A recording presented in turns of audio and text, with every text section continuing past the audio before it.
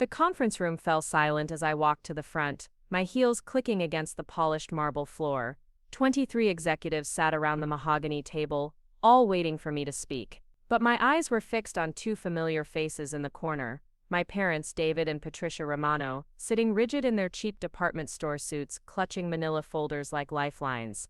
Before we jump back in, tell us where you're tuning in from, and if this story touches you, make sure you're subscribed, because tomorrow I've saved something extra special for you. They didn't recognize me at first. Why would they? The last time they saw their daughter, I was 24, broke and supposedly unemployable according to the lies they'd spread throughout Millbrook, Ohio. Now at 31, I stood before them as Claire Romano, CEO of Nexus Digital Strategies, the company that had just acquired controlling interest in Midwest Supply Chain Solutions, the very corporation that held their small automotive parts business in its grip. The first crack in my perfect family facade happened on a Tuesday morning in March, 7 years ago. I was sitting in my cramped studio apartment above Martinez Bakery on Elm Street, frantically refreshing my email for responses to the dozens of job applications I'd sent out. My marketing degree from the University of Cincinnati was barely 6 months old, and I'd been living off ramen noodles and the occasional sandwich from downstairs when Mrs. Martinez took pity on me. My phone buzzed with a text from Marcus, my younger brother who somehow managed to land a comfortable position at our parents' automotive supply store despite having dropped out of community college twice. "Dad wants to see you at the shop, says it's important." I threw on my one professional blazer, the navy blue one with a small stain near the left pocket that I'd been trying to budget out for months, and walked the 12 blocks to Romano Auto Parts. The bell above the door chimed as I entered the familiar space that smelled of motor oil and disappointment. My father stood behind the counter, his weathered hands sorting through invoices while my mother organized inventory sheets nearby. They both looked up when I walked in, and something in their expressions made my stomach twist. "Claire, sweetheart, come sit down," my mother said, gesturing to the plastic chair beside the register. Her voice carried that particular tone she used when she was about to deliver news she thought was for my own good. "We've been talking," my father began, not meeting my eyes. "About your situation, your career prospects." He paused, drumming his fingers on the counter. "Maybe it's time you considered a more realistic path." I felt my face flush. "What do you mean realistic?" "I graduated summa cum laude. I have a degree in marketing with a focus on digital strategy. This is exactly what businesses need right now." Patricia sighed, the kind of exhale that suggested she'd been rehearsing this conversation. "Honey, Marcus told us about some of the feedback he's been hearing around town, from the places you've applied." My heart started racing. "What kind of feedback?" David cleared his throat uncomfortably. "Look, we love you, but sometimes family needs to be honest. People are saying you're not quite ready for the professional world. That maybe you have some attitude problems, some reliability issues." The words hit me like ice water. Reliability issues. I've never missed an interview, never been late to anything in my life. "What are you talking about?" Dr. Helen Brooks mentioned that when you applied for the marketing position at her dental practice, you seemed unprepared and argumentative, my mother said softly. "And Jim Patterson from Patterson Insurance said you were demanding unrealistic salary expectations for someone with no experience." I stared at them, my mind reeling. Dr. Brooks had interviewed me for exactly 7 minutes, spent most of that time on her phone, and offered me $15 an hour to manage social media for 3 dental offices. When I'd politely mentioned that similar positions typically paid $25 to $30 an hour, she'd dismissed me with a wave. Jim Patterson had literally laughed when I'd asked about benefits and professional development opportunities. "I wasn't demanding anything unrealistic," I said, my voice tight. "I researched market rates. I know what my skills are worth." Marcus appeared from the back office, carrying a box of spark plugs. "Claire, maybe you should listen to Mom and Dad. They're just trying to help. Sometimes you come across as a little too intense, you know, a little too convinced that you're smarter than everyone else." The betrayal in that moment was sharp and immediate. This was my family. These were the people who were supposed to believe in me, support me, help me navigate the challenging transition from college to career. Instead, they were echoing criticisms from people who had never given me a real chance. "I think there's been some kind of misunderstanding," I said slowly. "These people don't know me. They barely spoke to me during the interviews." "Sweetheart," my mother reached across and patted my hand with the kind of condescending gentleness that made my skin crawl. Sometimes we're the last to see our own flaws. Maybe this is an opportunity for growth. David nodded gravely. We think it might be good for you to take some time, maybe work on yourself. Develop some humility. Learn what it means to be part of a team. I looked around the store that had been my second home growing up. I'd spent countless hours here, helping with inventory, learning the business, listening to my parents talk about their dreams of expansion. I'd written their first website, created their social media presence, designed their digital advertising campaigns during my college internships. And now they were telling me I wasn't ready for the professional world. What exactly are you suggesting? I asked. Work here, Marcus jumped in. Learn the business from the ground up. Prove that you can handle responsibility in a real environment. For how long? My parents exchanged glances. Until you're ready, my father said. Until the community sees that you've matured. I felt something crystallize inside me, cold and hard. And how much would this position pay? Well, you'd be learning, my mother said. So probably minimum wage to start. But you'd be gaining valuable experience. Minimum wage. After 4 years of college, after graduating with honors, after building a portfolio of successful campaigns, they wanted me to work for minimum wage in my parents' shop while I learned humility. I stood up slowly, smoothing down my blazer. I need to think about this. Don't take too long, David said. Opportunities like this don't wait forever. I walked out of that store and didn't look back. But what I didn't know then was that the damage had already been done, spreading through Millbrook's tight-knit business community, like poison in a well. Over the next 2 weeks, I continued applying for positions, but the responses grew increasingly strange. Phone interviews that started positively would suddenly turn cold. In-person meetings would be cut short with vague explanations about cultural fit and team dynamics. One hiring manager at a local marketing firm actually told me quite bluntly that they'd heard concerns about my work ethic and attitude from reliable sources in the community. It was Elena Vasquez, a professor from UC, who had become something of a mentor, who finally opened my eyes to what was happening. She called me on a Thursday evening while I was job hunting online, surrounded by rejection emails and crumpled tissues. Claire, I need to ask you something, and I want you to be honest with me. Elena said without preamble. Have you or your family been saying anything negative about your job search to people in Millbrook? What do you mean? I got a call today from a colleague who knows someone at Patterson Insurance. Apparently word is going around that you're difficult to work with, that you have unrealistic expectations and some kind of attitude problem. They're saying your own family has expressed concerns about your readiness for professional responsibilities. The floor seemed to drop away beneath me. My family said that. I'm not sure who exactly, but the information is definitely coming from sources close to you. People trust family opinions more than anything else, Claire. If your own parents are expressing doubts about your capabilities, other employers are going to take that very seriously. I sat in stunned silence, pieces clicking into place. The shortened interviews. The sudden change in tone. The comments about reliable sources. My parents hadn't just offered me a job working for minimum wage. They'd systematically undermined my ability to find employment anywhere else. Elena, I said, my voice shaking, I think my parents are sabotaging me. Why would they do that? The answer came to me with horrible clarity. Control. They wanted me dependent, grateful, willing to work for scraps in their store, while Marcus was groomed to take over the family business. They couldn't stand the idea that their daughter might be more ambitious, more capable, more successful than their precious son. I need to leave, I whispered. What? I need to leave Millbrook. I need to get away from here. Elena was quiet for a moment. Claire, if you're serious about that, I might have an option for you. A former student of mine, James Kingston, just started at a tech consulting firm in Seattle. They're looking for junior marketing associates. The pay isn't amazing to start, but it's a real opportunity, and they won't know anything about small-town gossip. Seattle, 3,000 miles away from Millbrook, from my parents' suffocating expectations, from Marcus's smug superiority. 3,000 miles away from the lies that were strangling my career before it even began. Can you put me in touch with him? I'll call him tonight. Within a week, I had a phone interview with Cascade Tech Solutions. James Kingston was professional, thorough, and completely uninterested in anything except my skills and portfolio. He offered me a position as a junior marketing associate, with a starting salary of $42,000 a year, full benefits, and opportunities for professional development. I accepted immediately. The hardest part was telling my parents. I drove to the store on a Saturday morning, finding them both there early as usual, preparing for the weekend rush.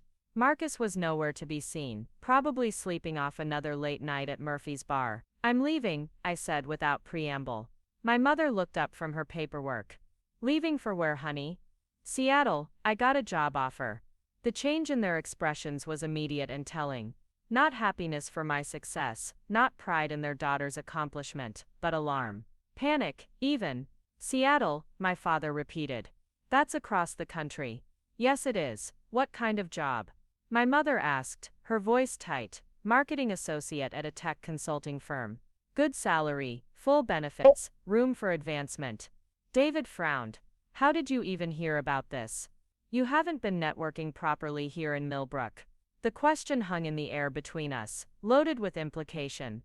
They knew exactly why I hadn't been successful networking in Millbrook. Preparing and narrating this story took us a lot of time, so if you are enjoying it, subscribe to our channel. It means a lot to us. Now back to the story. "A professor from UC connected me with someone," I said evenly. "Claire, sweetheart, I don't think this is a good idea," Patricia said, standing up and moving toward me with that same condescending gentleness. "You're not ready for a big city for that kind of pressure. You should stay here, work with us, learn the basics first." "Learn what basics exactly?" I asked. "I have a degree in marketing. I have a portfolio.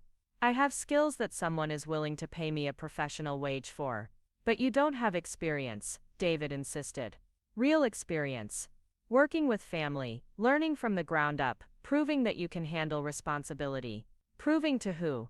The question came out sharper than I intended. "Proving to you. To Marcus. To the people in this town who won't hire me because someone told them I have attitude problems." My parents exchanged one of their meaningful looks, the kind they'd perfected over 27 years of marriage. "We never said you had attitude problems," my mother said carefully. "No. Then why is that the exact phrase 3 different employers have used when explaining why they wouldn't hire me? Why do people keep mentioning reliable sources who have concerns about my work ethic?" The silence stretched out uncomfortably. Finally, David cleared his throat. "People talk, Claire. In a small town, reputation matters. Maybe some of your interview approaches have been a little aggressive." "Aggressive how?" "By knowing what my degree is worth. By refusing to work for poverty wages. By thinking you're too good for honest work." Marcus's voice came from the back office doorway. He leaned against the frame, arms crossed, wearing that superior smirk that had infuriated me since childhood. "By acting like you're better than the rest of us." "I never said I was better than anyone." "You didn't have to say it. It's in everything you do. The way you corrected Dad's grammar at dinner last month. The way you redesigned our website, without asking. The way you talk about your college professors, like they're gods, and everyone here is just some small-town idiot." Heat flooded my face. "I corrected a typo on your business correspondence. I improved your website for free. And I mentioned my professors, because they taught me valuable skills that I'm proud of." "See," Marcus gestured at me like I was Exhibit A in his case. "Right there, that attitude. That's what people are talking about." I looked at my family. Really looked at them, and saw something I'd been too naive, or too hopeful to recognize before. They weren't concerned about my readiness for the professional world. They were threatened by it. Every achievement, every bit of knowledge, every skill I'd developed was a reminder that I was growing beyond their small world, and they couldn't stand it. "You've been sabotaging me," I said quietly. "That's ridiculous," my mother snapped. "You've been telling people I'm not ready, that I have attitude problems, that even my own family has concerns about my capabilities. You've been poisoning my reputation, so I'd have to come crawling back here, grateful for whatever scraps you'd throw me." "We've been protecting you," David said firmly. "Protecting you from embarrassing yourself in situations you're not prepared for. By making sure I can't get hired anywhere else. By making sure you learn some humility first." The word hit me like a slap. Humility. They wanted to humble me, to break down my confidence and ambition, until I was small enough to fit into their narrow vision of what my life should be. I'm taking the job in Seattle, I said. Claire, don't be hasty. My mother pleaded. You're making a mistake. You'll be all alone out there. No family, no support system. What if you fail? Then I'll fail on my own terms, not because someone sabotaged me. I turned to leave, but Marcus's voice stopped me. You'll be back, he said with absolute certainty. In 6 months, maybe a year, you'll come crawling home with your tail between your legs, ready to admit that we were right all along. I looked at him over my shoulder. Maybe, or maybe I'll prove that you were wrong about everything.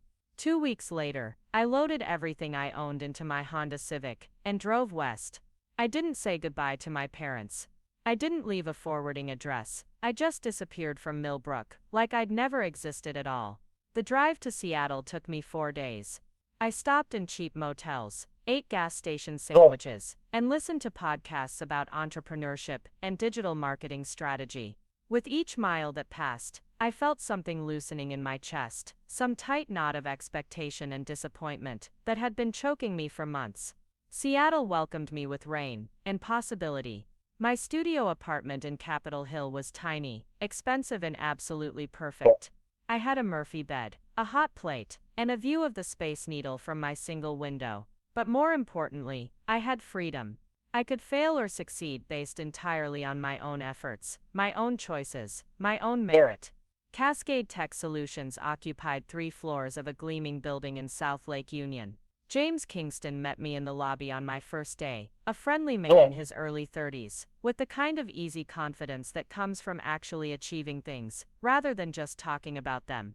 Welcome to Cascade, Claire, he said, shaking my hand firmly. Ready to jump into the deep end? More than ready.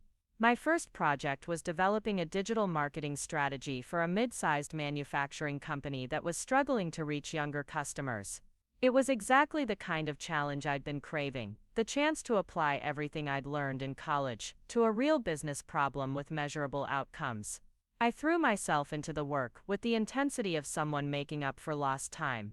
I researched demographics, analyzed competitor strategies, developed comprehensive social media campaigns, and created detailed metrics for measuring success. When I presented my recommendations to the client, 3 weeks later, they approved the entire proposal on the spot and increased their budget by 30%. Nice work, James said after the meeting. That was some of the most thorough research I've seen from a junior associate.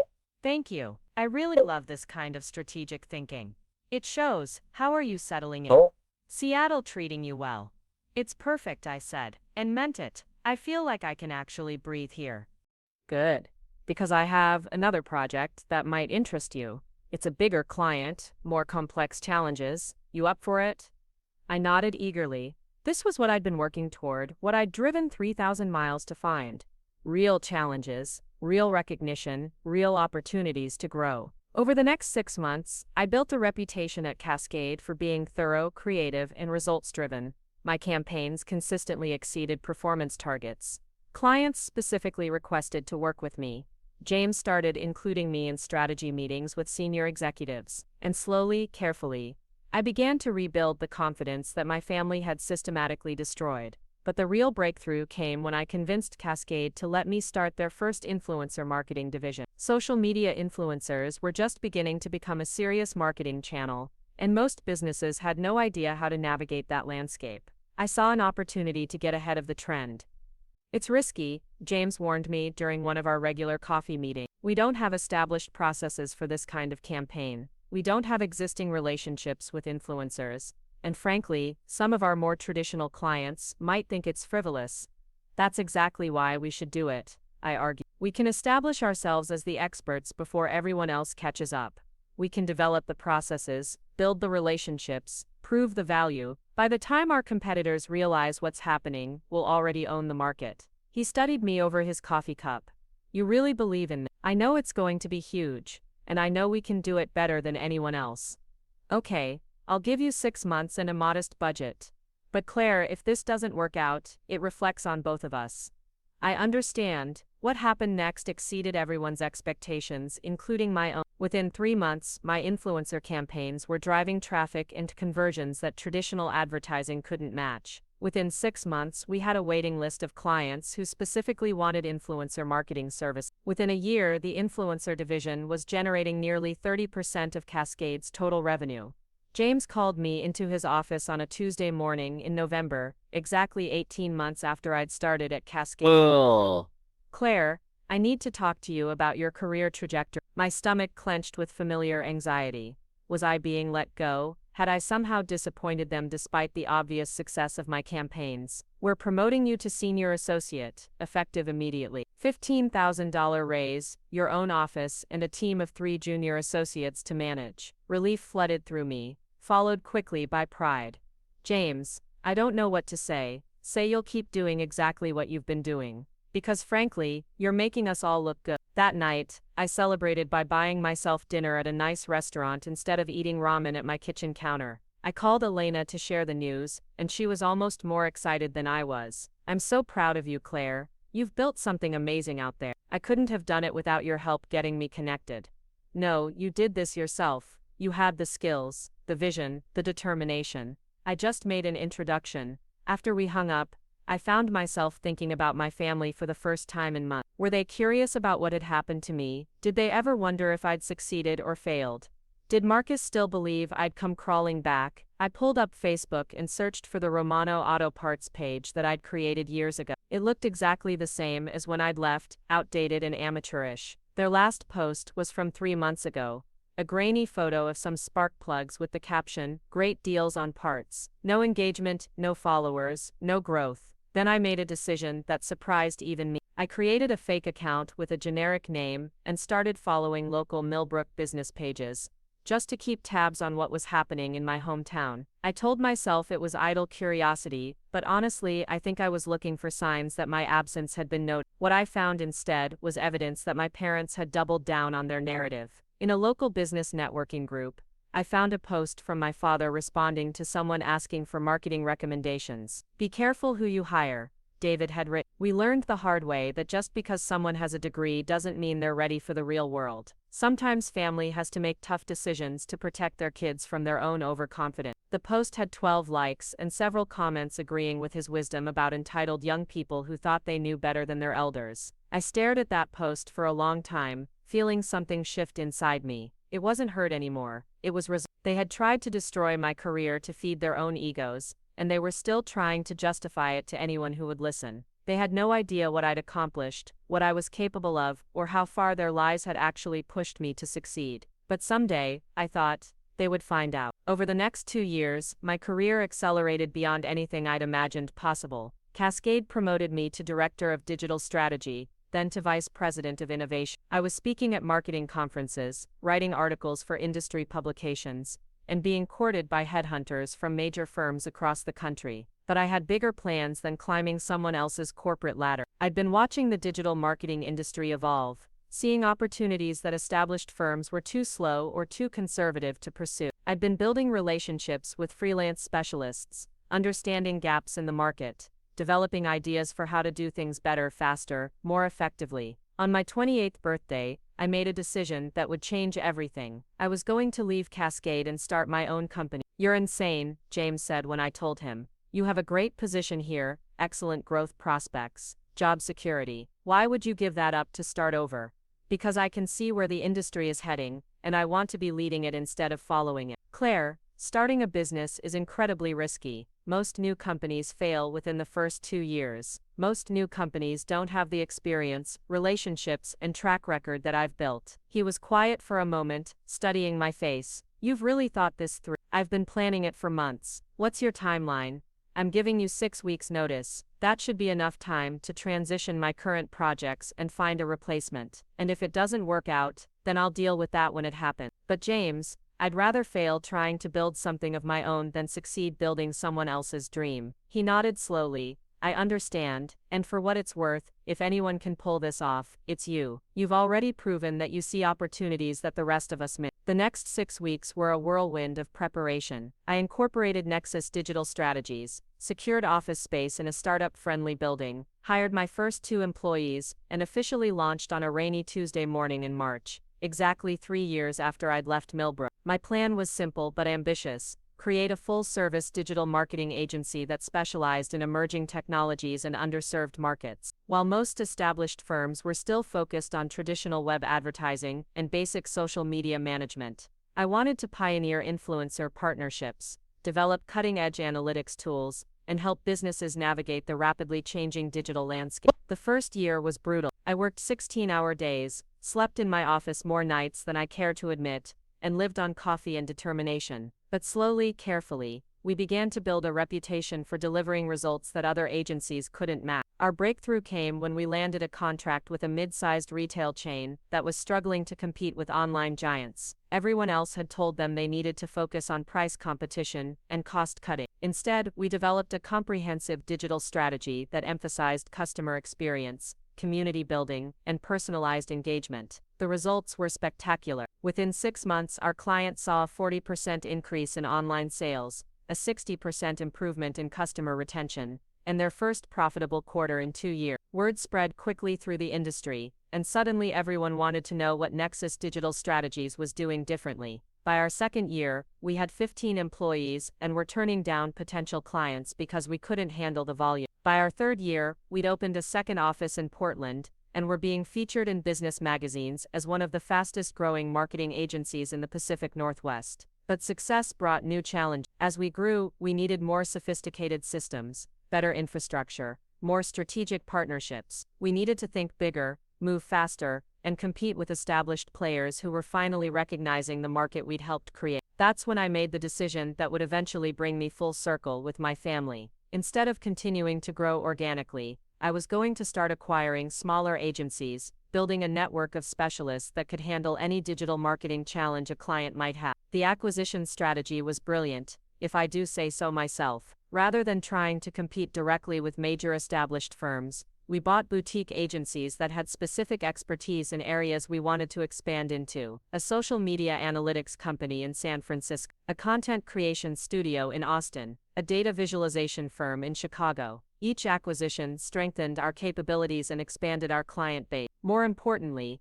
each acquisition brought us into contact with larger corporate clients who needed the kind of comprehensive digital strategy that only a full-service agency could provide. Which is how, in the fall of my 5th year running Nexus Digital Strategies, I found myself in negotiations to acquire a controlling stake in Midwest Supply Chain Solutions, a regional corporation that managed logistics and supplier relationships for manufacturing companies across the Midwest. It wasn't a typical acquisition for us. Midwest Supply Chain wasn't a digital marketing company, but they had something we needed: established relationships with hundreds of small and medium-sized manufacturing businesses that were desperately behind on digital transformation. They were exactly the kind of underserved market we specialized in reaching. "It's a bold move," my CFO, Jennifer Walsh, said during one of our strategy meetings, "but the potential upside is enormous. If we can help their existing clients modernize their marketing and customer engagement strategies, we could dominate the Midwest manufacturing market." "What's their geographic footprint?" I asked.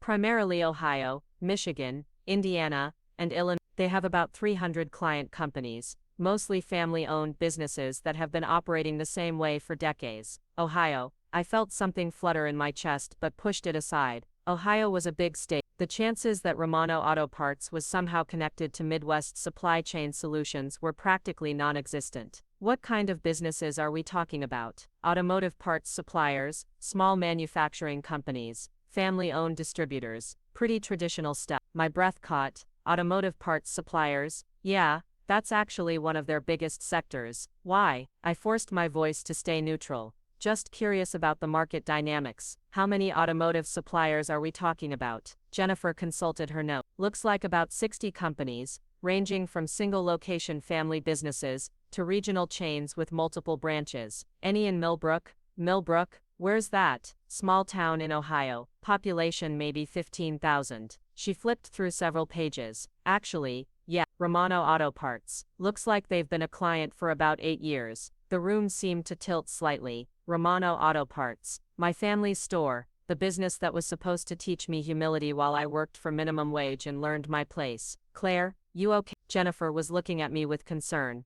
Fine, just thinking about market penetration strategies. I cleared my throat and forced myself to focus on the business at hand. What kind of service contracts do these suppliers have with Midwest supply chain? Pretty comprehensive: inventory management, logistics coordination, vendor relationships, payment processing. Most of these small businesses basically outsource their entire back-office operations, which meant that Midwest Supply Chain Solutions had significant leverage over their clients. If a supplier lost their contract with Midwest, they'd have to completely restructure their operations, find new vendors, rebuild their logistics networks. It would be expensive, time-consuming, and potentially devastating for a small family business. What kind of termination clauses are in these contracts? Standard stuff. 60 days notice, but Midwest can terminate immediately for breach of contract or failure to meet service standards. I nodded thoughtfully. And what constitutes failure to meet service standards? Let me see. Jennifer flipped through more pages. Looks like pretty broad language. Consistent late payments, inventory discrepancies, failure to maintain professional standards in customer service or business operations. Professional standards, business operation. The kind of vague language that could be interpreted almost any way you wanted. I want to move forward with this acquisition, I said. Are you sure? It's a significant departure from our core business model. I'm sure. Set up a meeting with their executive team. I want to close this deal as quickly as possible. The negotiation process took 3 months, but by February, Nexus Digital Strategies owned 51% of Midwest Supply Chain Solutions. I was now the majority shareholder of the company that controlled the business operations of hundreds of small Midwest manufacturers, including Romano Auto Parts. For the first time in 7 years, I had power over my parents' livelihood, and they had no idea who I was. I spent weeks reviewing Midwest's client files, learning everything I could about their business relationships, contract terms, and operational standards. Romano Auto Parts, I discovered, was not exactly a model client. They were frequently late on payments, their inventory management was sloppy, and they'd received multiple warnings about customer service complaints. In fact, according to the file notes, they were on probationary status and had been for nearly a year. One more significant violation of their contract terms would be grounds for immediate termination, but I wasn't interested in revenge. Not yet. First, I wanted to understand exactly what my family had built in the 7 years since I'd left Millbrook. I wanted to know if they'd learned anything, grown at all,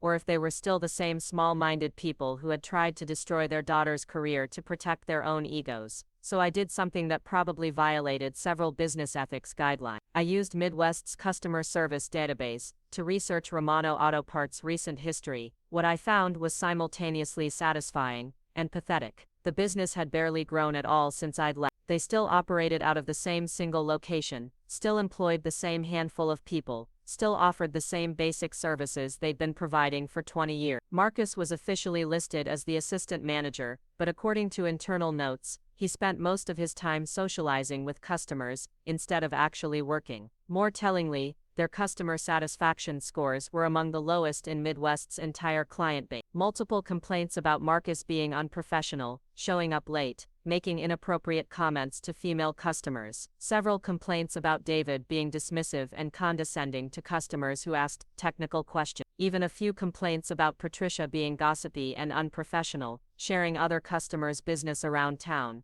The picture that emerged was of a family business in slow decline, held together only by inertia and the fact that Millbrook didn't have many other options for automotive parts. They weren't growing, they weren't innovating, they weren't adapting to changes in their industry. They were exactly what I'd expected them to become without someone pushing them to be better. But what really caught my attention was a note in their file from 6 months ago. Apparently Patricia had been telling other Midwest clients that they were considering expansion, maybe opening a second location, possibly even franchising the Romano Auto Parts concept. The note was flagged by a Midwest account manager who was skeptical about their expansion claims, given their poor performance metrics and payment history. Client appears to be exaggerating their business success, the note read. Recommend monitoring closely for potential contract violation. Exaggerating their business success, making grand claims about expansion and growth while struggling to meet their basic obligations. It was so perfectly typical of my parents that I almost laughed. But then I found something that made me stop laughing entirely. Buried in a customer service report from 8 months ago was a conversation transcript, between a Midwest representative and Patricia Romano. A potential new client had apparently contacted Romano Auto Parts for a reference,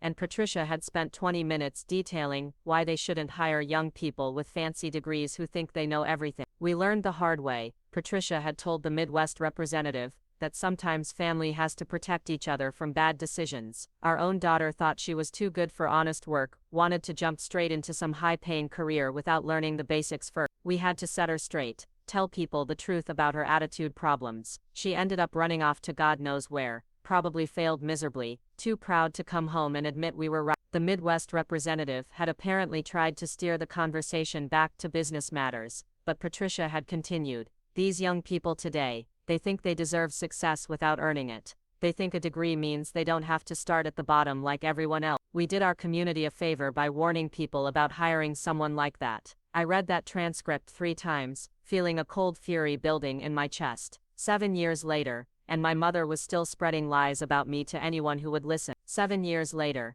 and she was still using my supposed failure as a cautionary tale about entitled young people. 7 years later, and she had no idea that her daughter had built a multi-million-dollar company while she was gossiping about attitude problems to customer service representatives. But what made it worse was the date of that conversation, 8 months ago, which meant they were still actively damaging my reputation, still telling people I was a failure, still using me as their favorite example of what happened when young people got too big for their britches. They had tried to destroy my career, and when I'd left town instead of accepting their sabotage, they had constructed an entirely fictional narrative about my supposed downfall. In their version of events, I was probably working at some dead-end job, too ashamed to contact them, a living example of what happened when you rejected family wisdom. The irony was almost too perfect to be real. Here they were, struggling to keep their small business afloat, making excuses for poor performance, lying about expansion plans they couldn't afford, while simultaneously telling people that their daughter had failed because she'd been too ambitious. That night, I sat in my Seattle office, looking out at the city lights,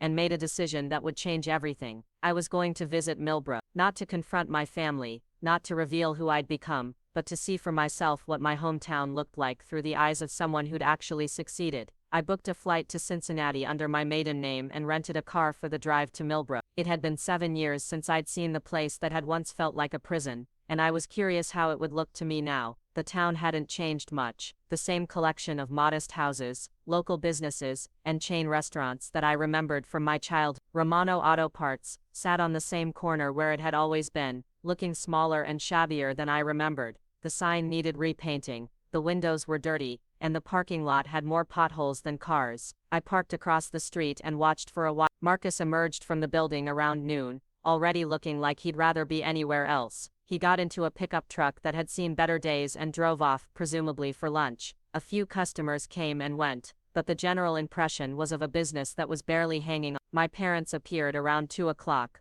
both looking older and more tired than I'd expected. David moved with the careful gait of someone whose back hurt constantly, and Patricia had developed the kind of permanent frown that comes from years of chronic stress. They didn't look like people who were planning ambitious expansion projects. I watched them for an hour, feeling oddly detached from the whole scene. These people had once held enormous power over my life, had been able to dictate my opportunities and control my future with their gossip and manipulation. Now they looked like what they actually were, small-town business owners struggling to stay relevant in a changing world. But I wasn't done with my research. I spent the next few days visiting other businesses in Millbrook, introducing myself as a consultant who was researching small-town economic development. It was amazing how much people were willing to tell a friendly stranger with a professional demeanor and a business card. What I learned was illuminating. Romano Auto Parts was widely regarded as one of the least professional businesses in town. Multiple store owners mentioned problems with Marcus, describing him as unreliable and inappropriate. Several people brought up David's tendency to talk down to customers, especially women and younger people. Even Patricia's reputation for gossip was well established, with one business owner warning me that anything I told her would be all over town within a week. But the most interesting conversation happened at Miller's Hardware, the store that competed directly with Romano Auto Parts for certain types of customers. "Oh, the Romanos," the owner, Bill Miller, said when I mentioned them. "They're convinced there's some kind of business dynasty, always talking about expansion plans and growth strategies. But honestly, they can barely manage what they have now. Their customer service is terrible, their inventory is a mess, and their son is more interested in flirting with customers than actually helping them. What about their daughter? I asked innocently. I heard they had a daughter who went into business. Bill laughed, but not in a nice way. Oh, that's ancient history. She took off years ago after they tried to set her straight about having realistic expectations. According to Patricia, the girl had all sorts of fancy ideas about being too good for honest work. Wanted some high-paying marketing job right out of college without paying her dues first. What happened to her? Who knows? Patricia says she probably crashed and burned somewhere, too proud to come home and admit her parents were right. Can't say I'm surprised. These college kids today think they know everything, but real business is about relationships and hard work, not theories from some textbook. I nodded sympathetically while mentally adding Bill Miller to the list of people who were going to be very surprised when they learned the truth. The pattern was consistent throughout town. My parents had spent 7 years crafting a narrative about their wayward daughter who'd rejected family wisdom and paid the price. They'd turned me into a cautionary tale, a symbol of what happened when young people got too big for their britches. And the community had bought it completely, because it fit their preconceptions about entitled college graduates and the value of traditional hard work. But what struck me most was how defensive they were about their own business. Every person I talked to mentioned the Romanos' grand plans for expansion, their claims about considering franchising, their hints about major growth opportunities. It was clear that my parents were desperately trying to project success while struggling with basic operations. On my last day in Millbrook, I drove past the old house where I'd grown up. It looked smaller than I remembered, and definitely more run down. The paint was peeling, the yard was overgrown, and there was a general air of neglect that suggested money was tight. A for sale sign in the front yard caught my attention. I called the number from my rental car, posing as a potential buyer who was interested in the neighborhood. "Oh, the Romano place," the realtor said. "They've been trying to sell for about 6 months. Nice family, been there for decades, but they're looking to downsize. Something about wanting to focus their resources on expanding their business." Downsizing, they were selling the family home to fund their supposed expansion plans. The house where I'd grown up, where I'd learned to walk and ride a bike and do homework at the kitchen table, was being sacrificed to maintain the illusion that Romano Auto Parts was a growing, successful enterprise. I hung up the phone and sat in my rental car for a long time, processing what I'd learned. My parents had spent 7 years spreading lies about my failure while slowly failing themselves. They'd convinced an entire town that their daughter was a cautionary tale while struggling to keep their own business afloat. They'd sold their family home to fund expansion plans that existed only in their imagination. And through it all, they'd had no idea that the daughter they'd written off as a failure had built something extraordinary just a few thousand miles away. Flying back to Seattle, I found myself thinking about justice, about consequences, about the difference between revenge and accountability. My parents had made choices that hurt me deeply, but they'd also hurt themselves. Their need to control me, to diminish my achievements, to project their own insecurities onto my ambitions, had cost them their relationship with their daughter, and was now costing them their financial stability. The question was, what was I going to do about it? Back in my office, I called a meeting with my senior management team. We needed to discuss Midwest Supply Chain Solutions performance standards and client compliance issues. "I've been reviewing our client files," I began, "and I'm concerned about several accounts that aren't meeting their contractual obligations." Jennifer pulled up the relevant spreadsheets. "Which accounts specifically?" "Let's start with the ones that have been on probationary status for more than 6 months. I want to understand why we're continuing to work with clients who consistently underperform." We spent 2 hours going through the problematic accounts. Romano Auto Parts wasn't the only client with issues, but they were definitely among the worst performers. Late payments, inventory discrepancies, customer service complaints, unprofessional conduct by staff members. "What's your recommendation?" I asked the team. "Honestly," said Michael Torres, our operations director, "some of these accounts are more trouble than they're worth. We spend more time managing their problems than we make in service fees. It might be better to cut our losses and focus on clients who actually follow the contract terms." "What would be the process for terminating underperforming accounts?" 60 days notice for standard terminations, immediate termination for breach of contract. We'd need to document the specific violations and provide them with an opportunity to cure any deficiencies. And if they can't cure the deficiencies, Then we terminate the relationship and they find another supply chain partner, which frankly might be difficult for some of these smaller operations. We provide pretty comprehensive services, and replacing us would require them to build relationships with multiple vendors. I nodded thoughtfully. I want you to prepare termination notices for any client that's been on probationary status for more than 90 days. Give them 30 days to demonstrate significant improvement in all areas of concern. If they can't meet the standards by then, we'll end the relationship. All of them, Jennifer asked. That's going to be a significant revenue hit in the short term. Better a short-term revenue hit than long-term reputation damage from being associated with unprofessional operations. Besides, we can use the freed-up resources to pursue higher-quality clients. It was a sound business decision, the kind of strategic choice that successful companies make all the time. The fact that it would potentially devastate my parents' business was officially irrelevant to the decision-making process. But privately, I have to admit there was a certain poetic justice to it. They had tried to sabotage my career by spreading lies about my professionalism and work ethic. Now their own lack of professionalism and poor work ethic was going to have consequences that they'd never anticipated. The termination notice went out on a Tuesday morning in April. According to Midwest's records, it was delivered to Romano Auto Parts at 10:15 a.m., signed for by Patricia Romano herself. The notice was professional and straightforward. Romano Auto Parts had 30 days to demonstrate significant improvement in payment timeliness, inventory management, customer service standards, and staff professionalism. Failure to meet these requirements would result in immediate termination of their service contract.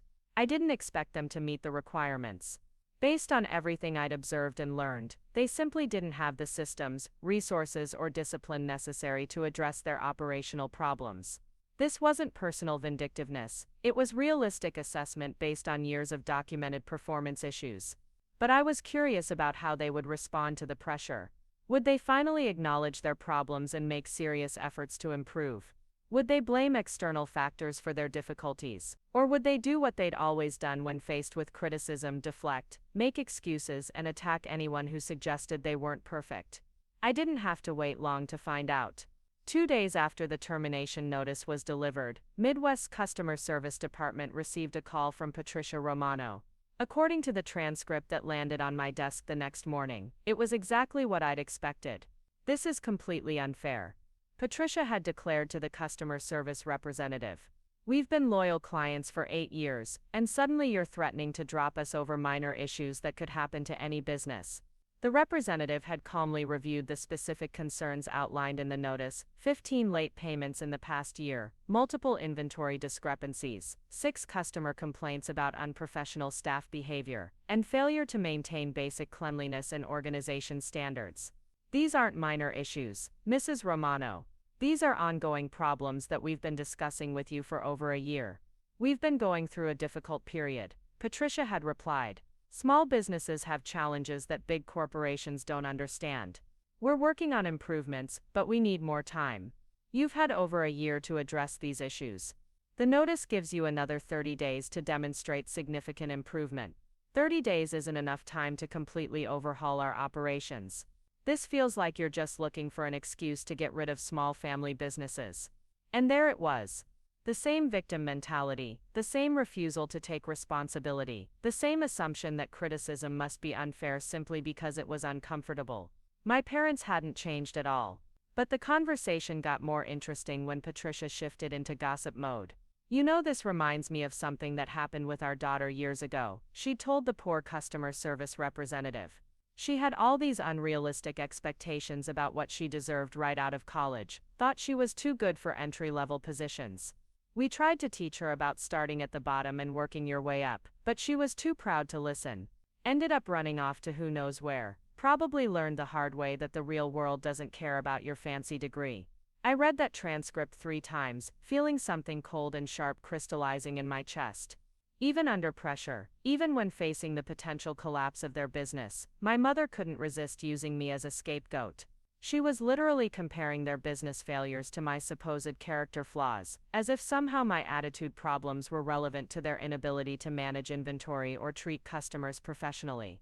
The customer service representative had clearly been uncomfortable with the personal nature of Patricia's comments and had tried to redirect the conversation back to business matters.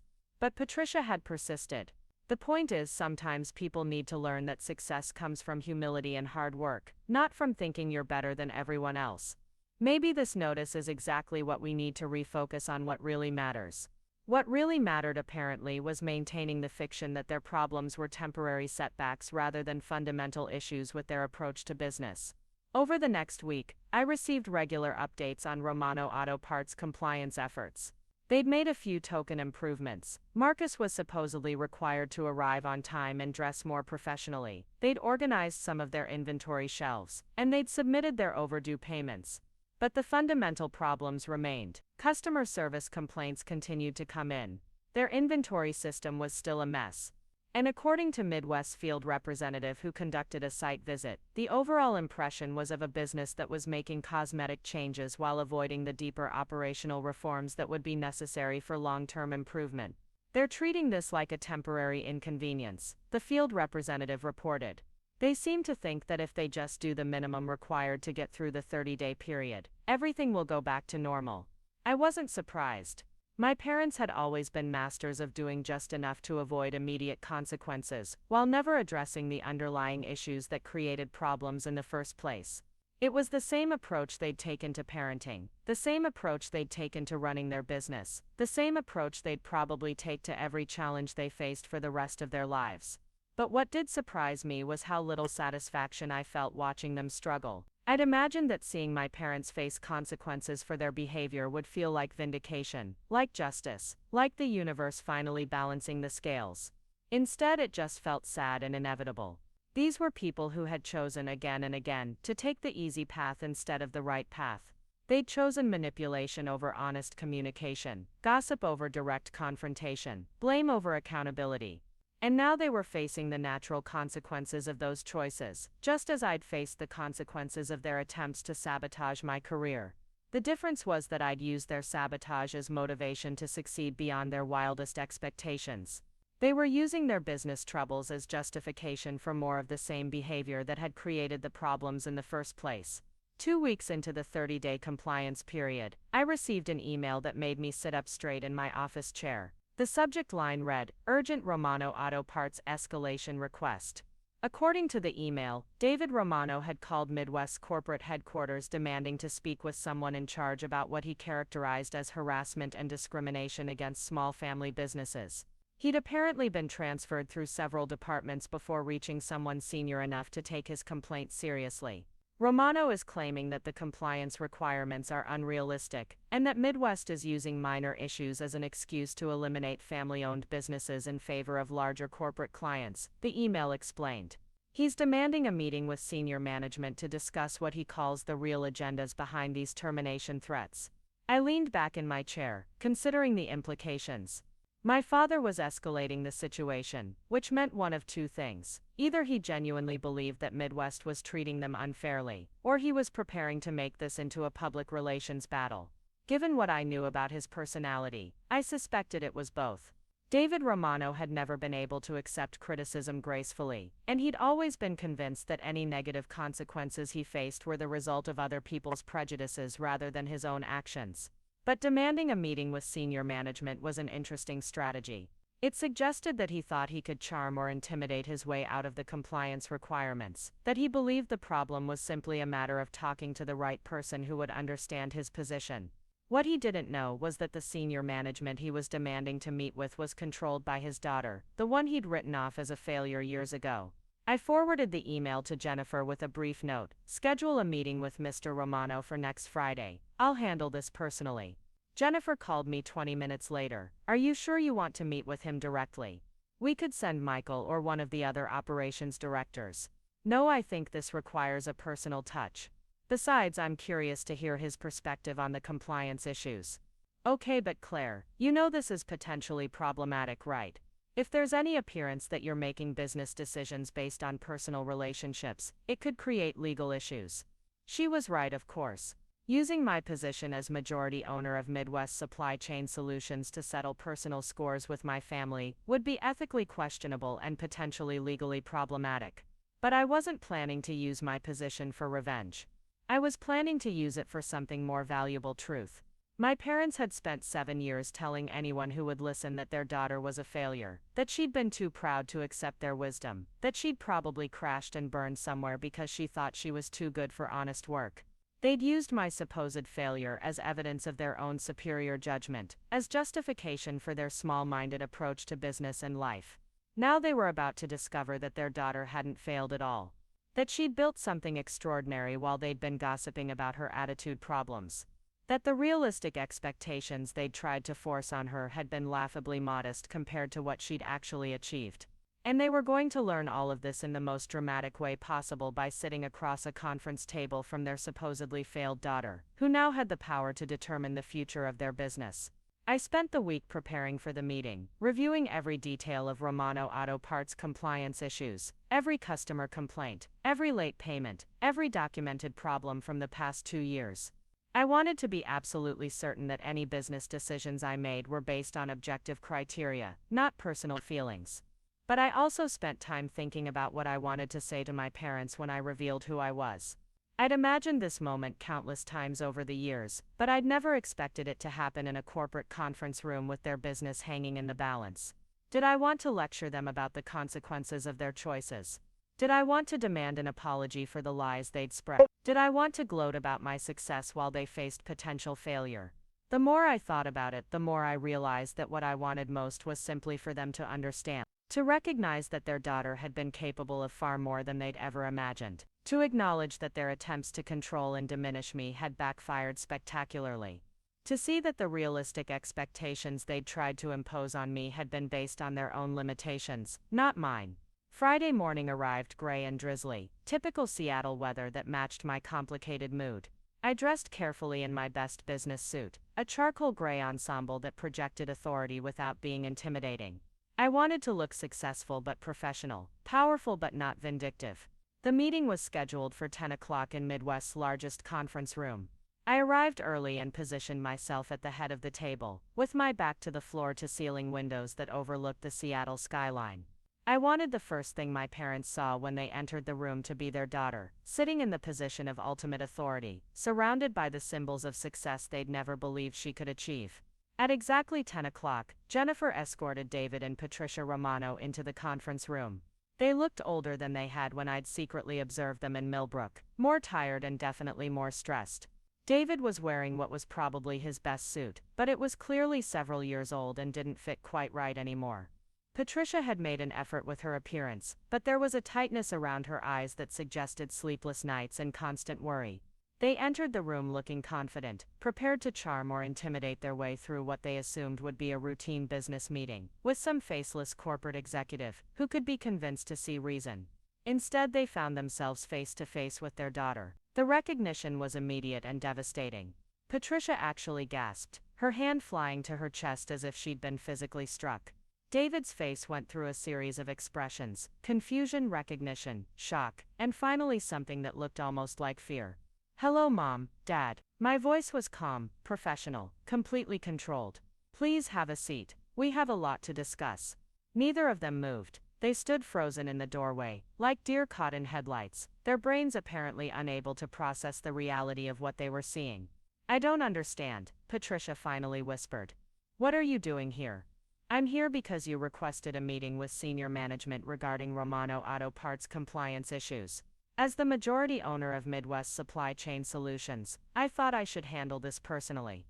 The words hung in the air between us like smoke from an explosion. Majority owner, their daughter, the one they'd written off as a failure, was the person who controlled their business relationship, who held their financial future in her hands. David was the first to find his voice. "This is impossible. You left 7 years ago. You disappeared." "I left Millbrook 7 years ago," I corrected. "I didn't disappear. I built a career. I built a company. I built something you never thought I was capable of." "But how?" Patricia's voice was thin, confused. "You were working at some entry-level job in Seattle. I was working at a marketing firm in Seattle. Then I started my own company. Then I expanded that company. Then I acquired other companies, including the one that manages your supply chain relationships." I gestured to the chair across from me. "Really, please sit down. This is going to take a while." They moved like sleepwalkers, settling into their chairs without taking their eyes off me. I could see them trying to reconcile the daughter they'd last seen 7 years ago, desperate and struggling in Millbrook, with the woman sitting across from them in an expensive suit in a corporate conference room. I understand you have concerns about the compliance requirements we've outlined for Romano Auto Parts, I began, slipping into my professional voice. Before we discuss those, I thought you might be interested in knowing what your daughter has been up to since she left home. Neither of them responded. They just stared at me like I was some kind of apparition. I started as a junior marketing associate at Cascade Tech Solutions, I continued. Within 6 months, I was promoted to senior associate. Within 18 months, I was promoted to director of digital strategy. Within 3 years, I was vice president of innovation. I paused, letting that sink in. These were the kinds of career achievements they'd convinced themselves I was incapable of, the kind of rapid advancement that happened only to people with exceptional skills and work ethic. Then I left Cascade to start my own company, Nexus Digital Strategies. We specialize in digital marketing for emerging technologies and underserved markets. We now have offices in 3 cities, 67 employees, and annual revenue in the mid-8 figures. David's face had gone pale. 8 figures. Mid-8 figures. I repeated. Which means my company generates more revenue in a single year than Romano Auto Parts has generated in its entire history. The silence in the room was deafening. I could hear the rain pattering against the windows, the distant hum of traffic from the street below, the barely audible sound of my parents' world being completely reconstructed. But that's not why you're here, I continued. You're here because Romano Auto Parts has been flagged for multiple compliance violations over the past 18 months. Late payments, inventory management problems, customer service issues, unprofessional staff behavior. I opened the file folder in front of me and began reading from the documented complaints. March 15th of last year, customer complaint regarding inappropriate comments made by staff member Marcus Romano to a female customer. April 3rd, late payment, 14 days past due. May 22nd, inventory discrepancy, resulting in order fulfillment delays for 3 separate customers. I continued reading, watching my parents' faces as the litany of problems mounted. Each incident was documented, dated, and verified. There was no arguing with the facts, no claiming that these were isolated incidents or misunderstandings. The compliance notice you received 2 weeks ago outlines the specific improvements that need to be made within 30 days. I said when I'd finished reading. Based on our field representative's most recent visit, Romano Auto Parts has made minimal progress toward addressing these issues. Patricia found her voice again, though it came out as barely more than a whisper. Claire, surely you're not going to punish us because of some old family disagreement. Punish you? I looked at her with genuine curiosity. Mom, this isn't punishment. This is business.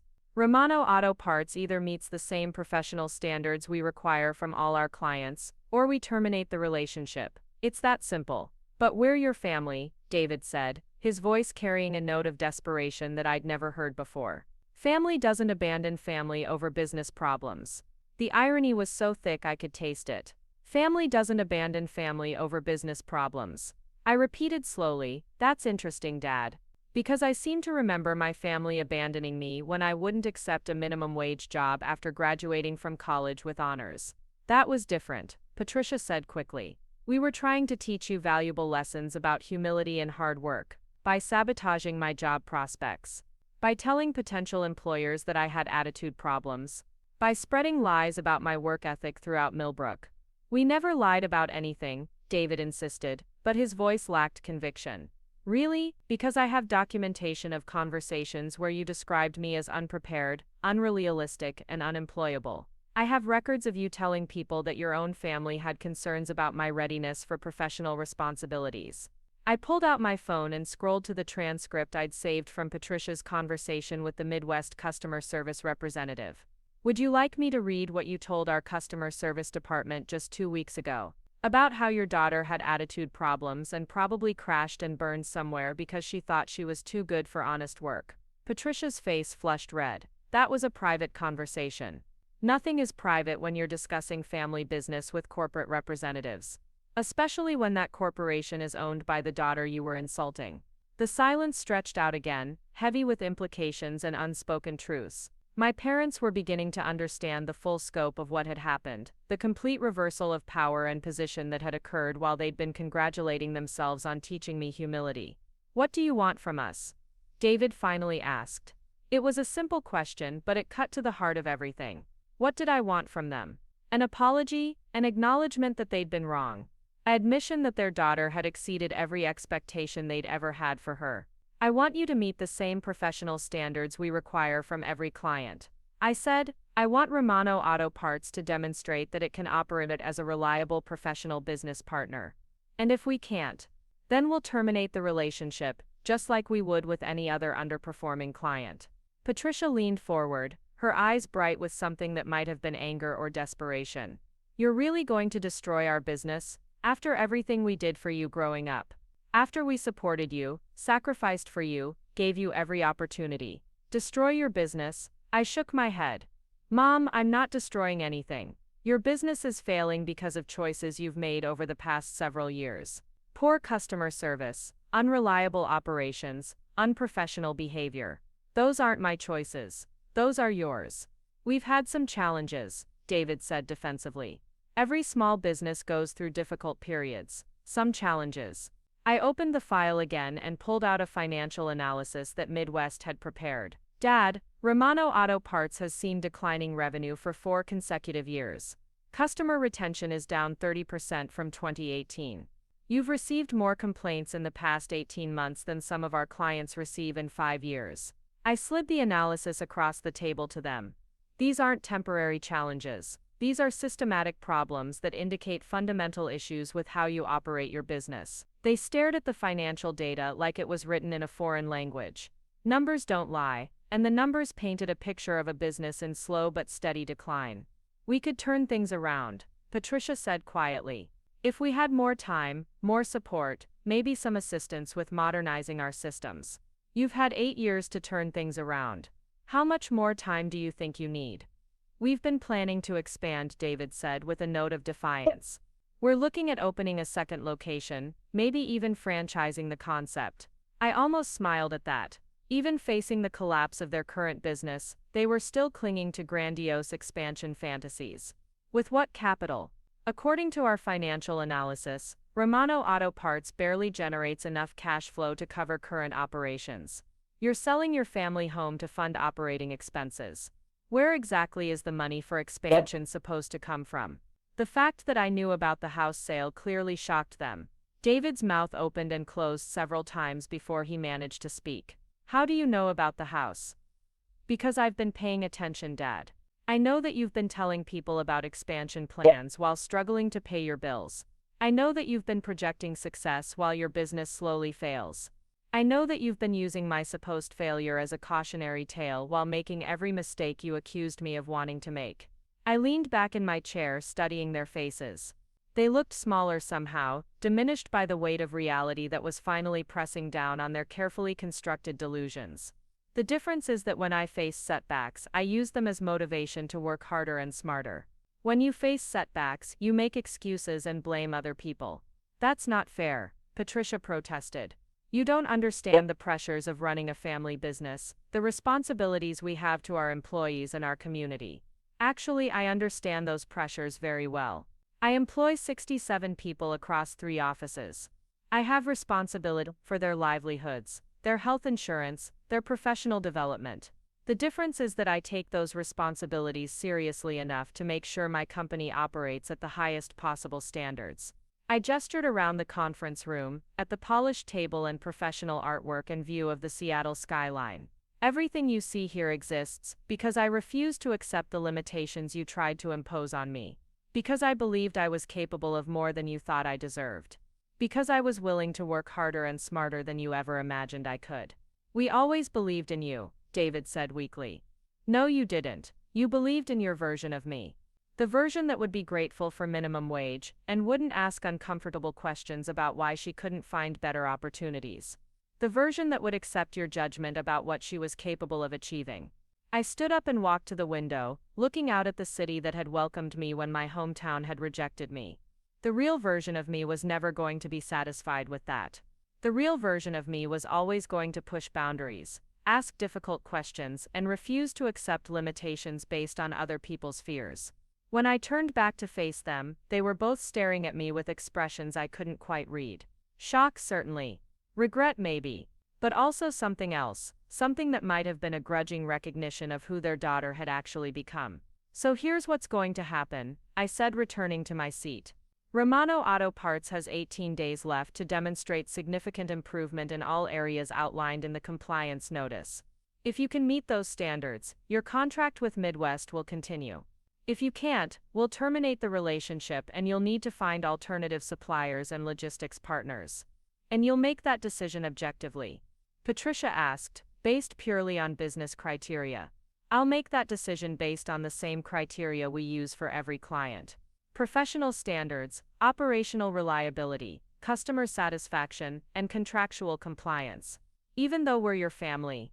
Especially because you're my family. Because I have higher standards for you than for strangers." The meeting continued for another hour, covering the specific requirements and timelines for improvement.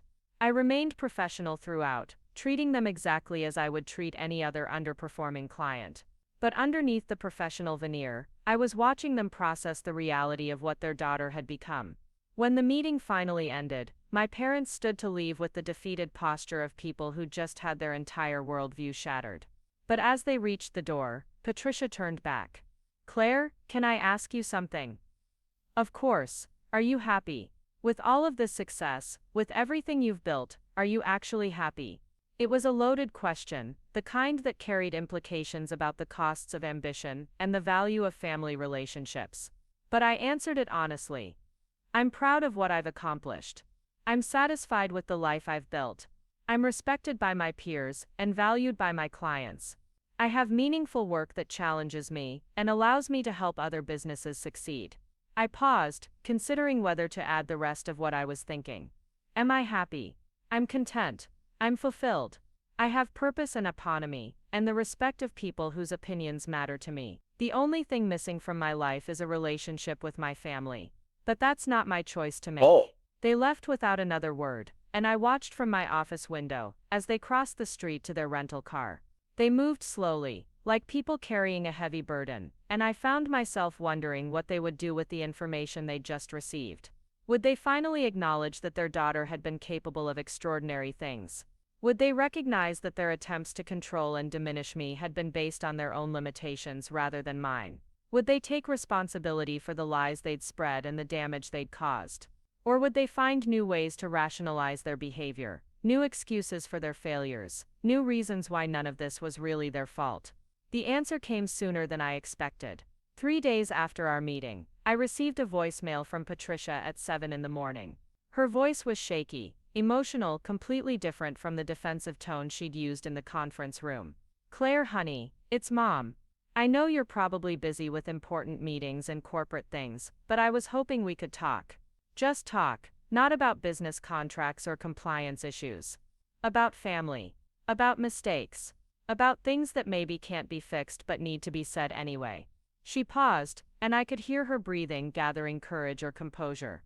"I've been thinking about what you said, about us not believing in you. About the lies and the sabotage and all the ways we tried to make you smaller, instead of celebrating how big you were capable of becoming. I've been thinking about it for 3 days straight, and I can't sleep, can't eat, can't focus on anything else." Another pause, longer this time. "Your father thinks I shouldn't call you.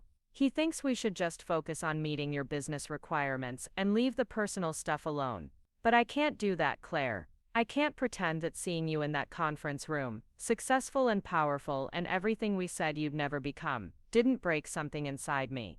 The voicemail ended abruptly, like she'd lost her nerve or been interrupted. I listened to it twice, trying to parse the genuine emotion from potential manipulation.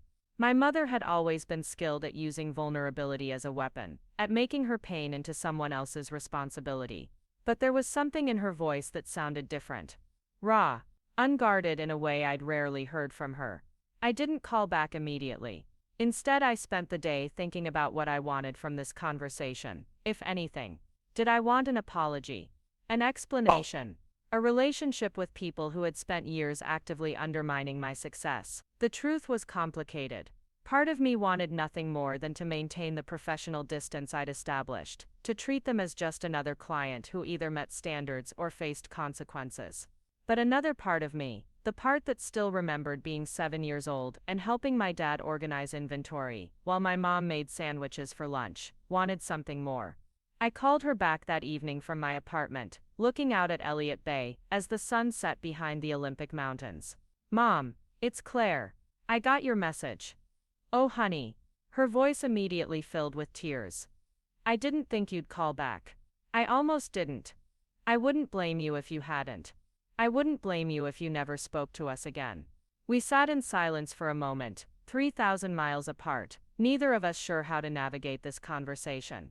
"You said you wanted to talk about mistakes." I finally said. "What mistakes are you referring to?" "All of them." The words came out in a rush. "Every single thing we did wrong from the moment you started showing signs of being smarter and more ambitious than we were comfortable with." "When was that?"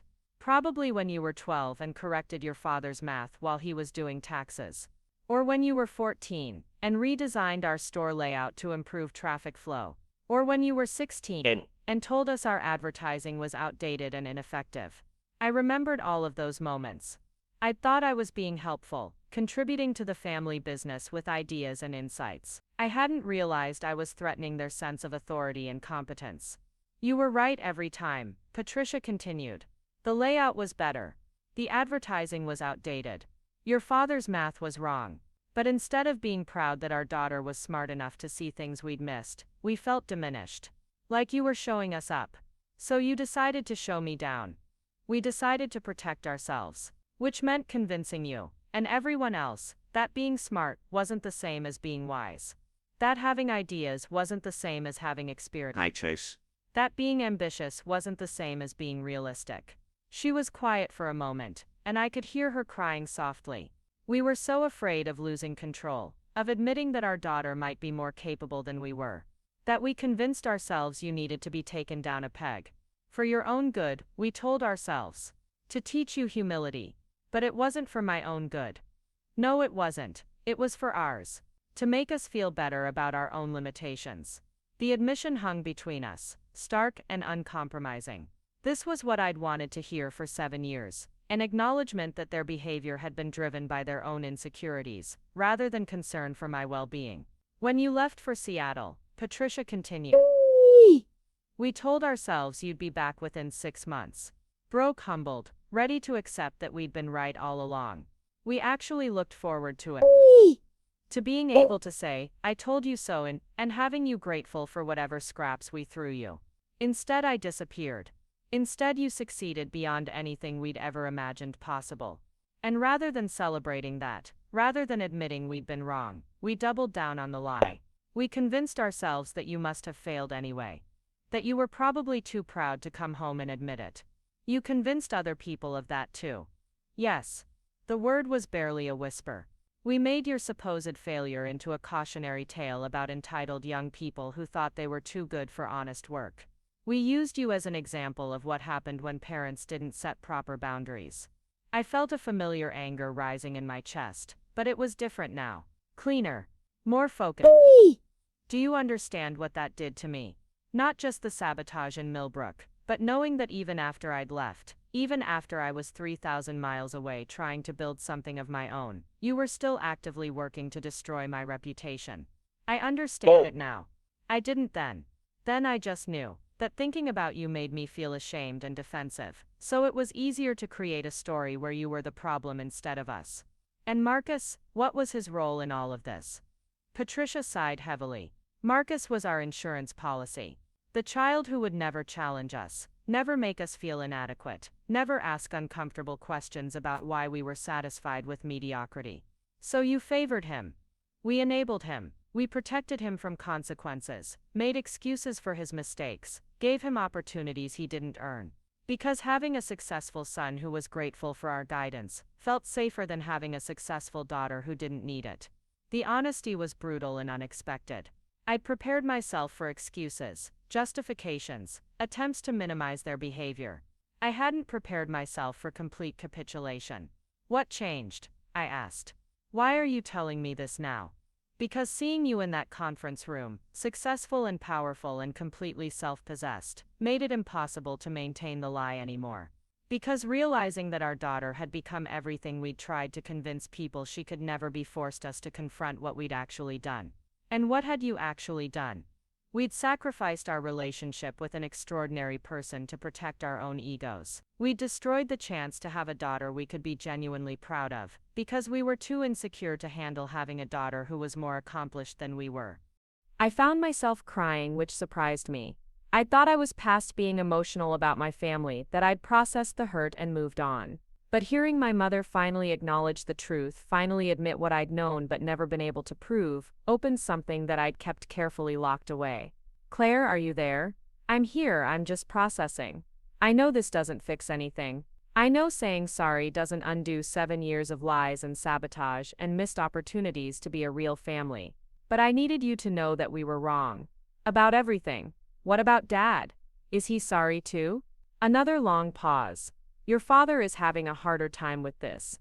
He's proud of what you've accomplished, but he's also struggling with what it means for his sense of himself as the head of the family, the successful businessman, the one who knew best. Meaning he's not ready to apologize. Meaning he's not ready to admit that his daughter surpassed him professionally while he was telling people she was unemployable." I understood. David Romano had built his identity around being the successful patriarch, the man who'd built a business from nothing and provided for his family. Accepting that his daughter had achieved far more than he ever would meant fundamentally reconsidering who he was and what his life had meant. "What about the business?" I asked. "Are you going to be able to meet the compliance requirements?" Patricia was quiet for so long I thought the call had dropped. "Honestly, probably not. Marcus is still Marcus, showing up late and treating customers like they're interrupting his social time. Your father is still convinced that our problems are temporary setbacks rather than fundamental issues. And I'm still trying to hold everything together while pretending we're not slowly failing. So what are you going to do?" "I don't know. Maybe it's time to stop pretending. Maybe it's time to admit that Romano Auto Parts was never going to be the dynasty we imagined, that we're not cut out for the kind of professional excellence you require from your clients." "Mom, I'm not requiring anything from you that I don't require from every other client. These are basic business standards, not unreasonable expectations." "I know, and the fact that basic business standards feel unreasonable to us probably tells you everything you need to know about why we're failing." The conversation lasted another hour, covering years of misunderstandings, missed opportunities, and mutual hurt. Patricia cried several more times. I cried twice. By the end, we both sounded exhausted but somehow lighter. "Claire," she said as we were preparing to hang up, "I know you probably won't want to, and I understand if you can't, but would you consider coming home for a visit? Not for business, just to see us. To let us show you that we're proud of who you've become, even if we did everything wrong in getting here." I thought about Millbrook, about the town that had felt like a prison 7 years ago. About walking into Romano Auto Parts as a successful CEO rather than a desperate recent graduate. About facing the people who had believed my parents' lies about my character and capabilities. "I'll think about it," I said, and meant it. After we hung up, I sat in my apartment for a long time watching the lights of Seattle twinkle in the darkness. The conversation with my mother had shifted something fundamental in how I understood our relationship. For the first time, I had confirmation that my perceptions had been accurate, that the sabotage and manipulation had been real, that my decision to leave had been justified. But I also had something I hadn't expected. A parent who was finally ready to acknowledge the truth and take responsibility for the damage they'd caused. The question now was what to do with that acknowledgement. Did it change anything about the business situation? Did it create an obligation to treat Romano Auto Parts differently than any other underperforming client? Did it mean I owed my family another chance, or did it simply mean I could move forward with clear conscience? Over the next week, I monitored Romano Auto Parts compliance efforts through official channels. The improvements were minimal and inconsistent. Marcus had shown up on time for exactly 3 days before reverting to his usual tardiness. They'd organized one section of their inventory but left the rest in its previous chaotic state. Customer service complaints had actually increased, with 2 separate incidents involving Marcus making inappropriate comments to female customers. From a business perspective, the decision was straightforward. Romano Auto Parts was not meeting the standards required for continued partnership with Midwest Supply Chain Solutions. Any other client with similar performance issues would be terminated without hesitation. But I found myself hesitating anyway, not because of family loyalty but because of something more complex. My mother's honesty had given me what I'd wanted for 7 years: validation, acknowledgement, and genuine remorse. Did that create an obligation to extend mercy in the business context? I discussed the situation with my senior team, without revealing the personal connection. From a purely business standpoint, Jennifer said, this client has had multiple opportunities to improve and has consistently failed to meet basic standards. Continuing the relationship sends a message to other clients that we don't actually enforce our requirements. But, added Michael, terminating a client that's been with the company for 8 years is also significant. Is there any possibility of a probationary extension? Maybe another 30 days with very specific milestones. I considered the suggestion. An extension would give Romano Auto Parts more time to demonstrate improvement, but it would also delay the inevitable if they were truly incapable of meeting basic standards. What would the specific milestones be? I asked. 0 customer complaints, perfect attendance for all staff, complete inventory organization, all payments current, and a detailed improvement plan for ongoing operations. In 30 days. It's aggressive, but if they're serious about saving the relationship, it's achievable. I made the decision that felt right from both a business and personal perspective. Romano Auto Parts would get one final extension, with very specific requirements and absolutely no wiggle room for excuses. I called Patricia that evening to inform her of the decision. You're giving us another chance, she asked, her voice filled with surprise and something that might have been hope. I'm giving you the same chance I'd give any long-term client who showed genuine commitment to improvement. 30 days, specific milestones, 0 tolerance for excuses. What are the milestones? I read her the list that Michael had outlined. With each requirement, her voice grew smaller and more uncertain. Claire, I appreciate this, I really do. But I have to be honest with you. I don't think we can meet all of those standards. Marcus isn't going to change overnight, your father isn't going to suddenly become detail-oriented, and I can't single-handedly transform our entire operation in 30 days. Then maybe it's time to consider whether Romano Auto Parts is sustainable in its current form. What do you mean? I mean maybe the business model that worked 20 years ago doesn't work anymore. Maybe the standards that were acceptable in a small town in 1995 aren't acceptable in a connected global economy in 2025. Patricia was quiet for a long moment. Are you suggesting we should just give up? I'm suggesting you should be realistic about what you're capable of achieving and what you're willing to commit to. If Romano Auto Parts can't operate at professional standards, then maybe it shouldn't operate at all. But it's been our whole life. It's all we know. And maybe that's the problem. Maybe you've been so focused on preserving what you built that you haven't been willing to acknowledge when it stopped working. I could hear her crying softly, and I felt a familiar urge to comfort her, to make her feel better about a difficult situation. But I resisted that urge. This wasn't about making my mother feel better. This was about facing reality honestly for the first time in years. Mom, I built a successful company by constantly questioning whether what I was doing was working, whether my strategies were effective, whether my standards were high enough. I adapted, evolved, and improved, because that's what success requires. We tried to improve. You tried to maintain the illusion of success while avoiding the hard work that actual improvement requires. There's a difference. So what are you saying? I'm saying that maybe it's time to stop trying to save Romano Auto Parts and start thinking about what comes next. Such as selling the business to someone who can run it properly. Such as finding work that plays to your actual strengths instead of work that highlights your weaknesses.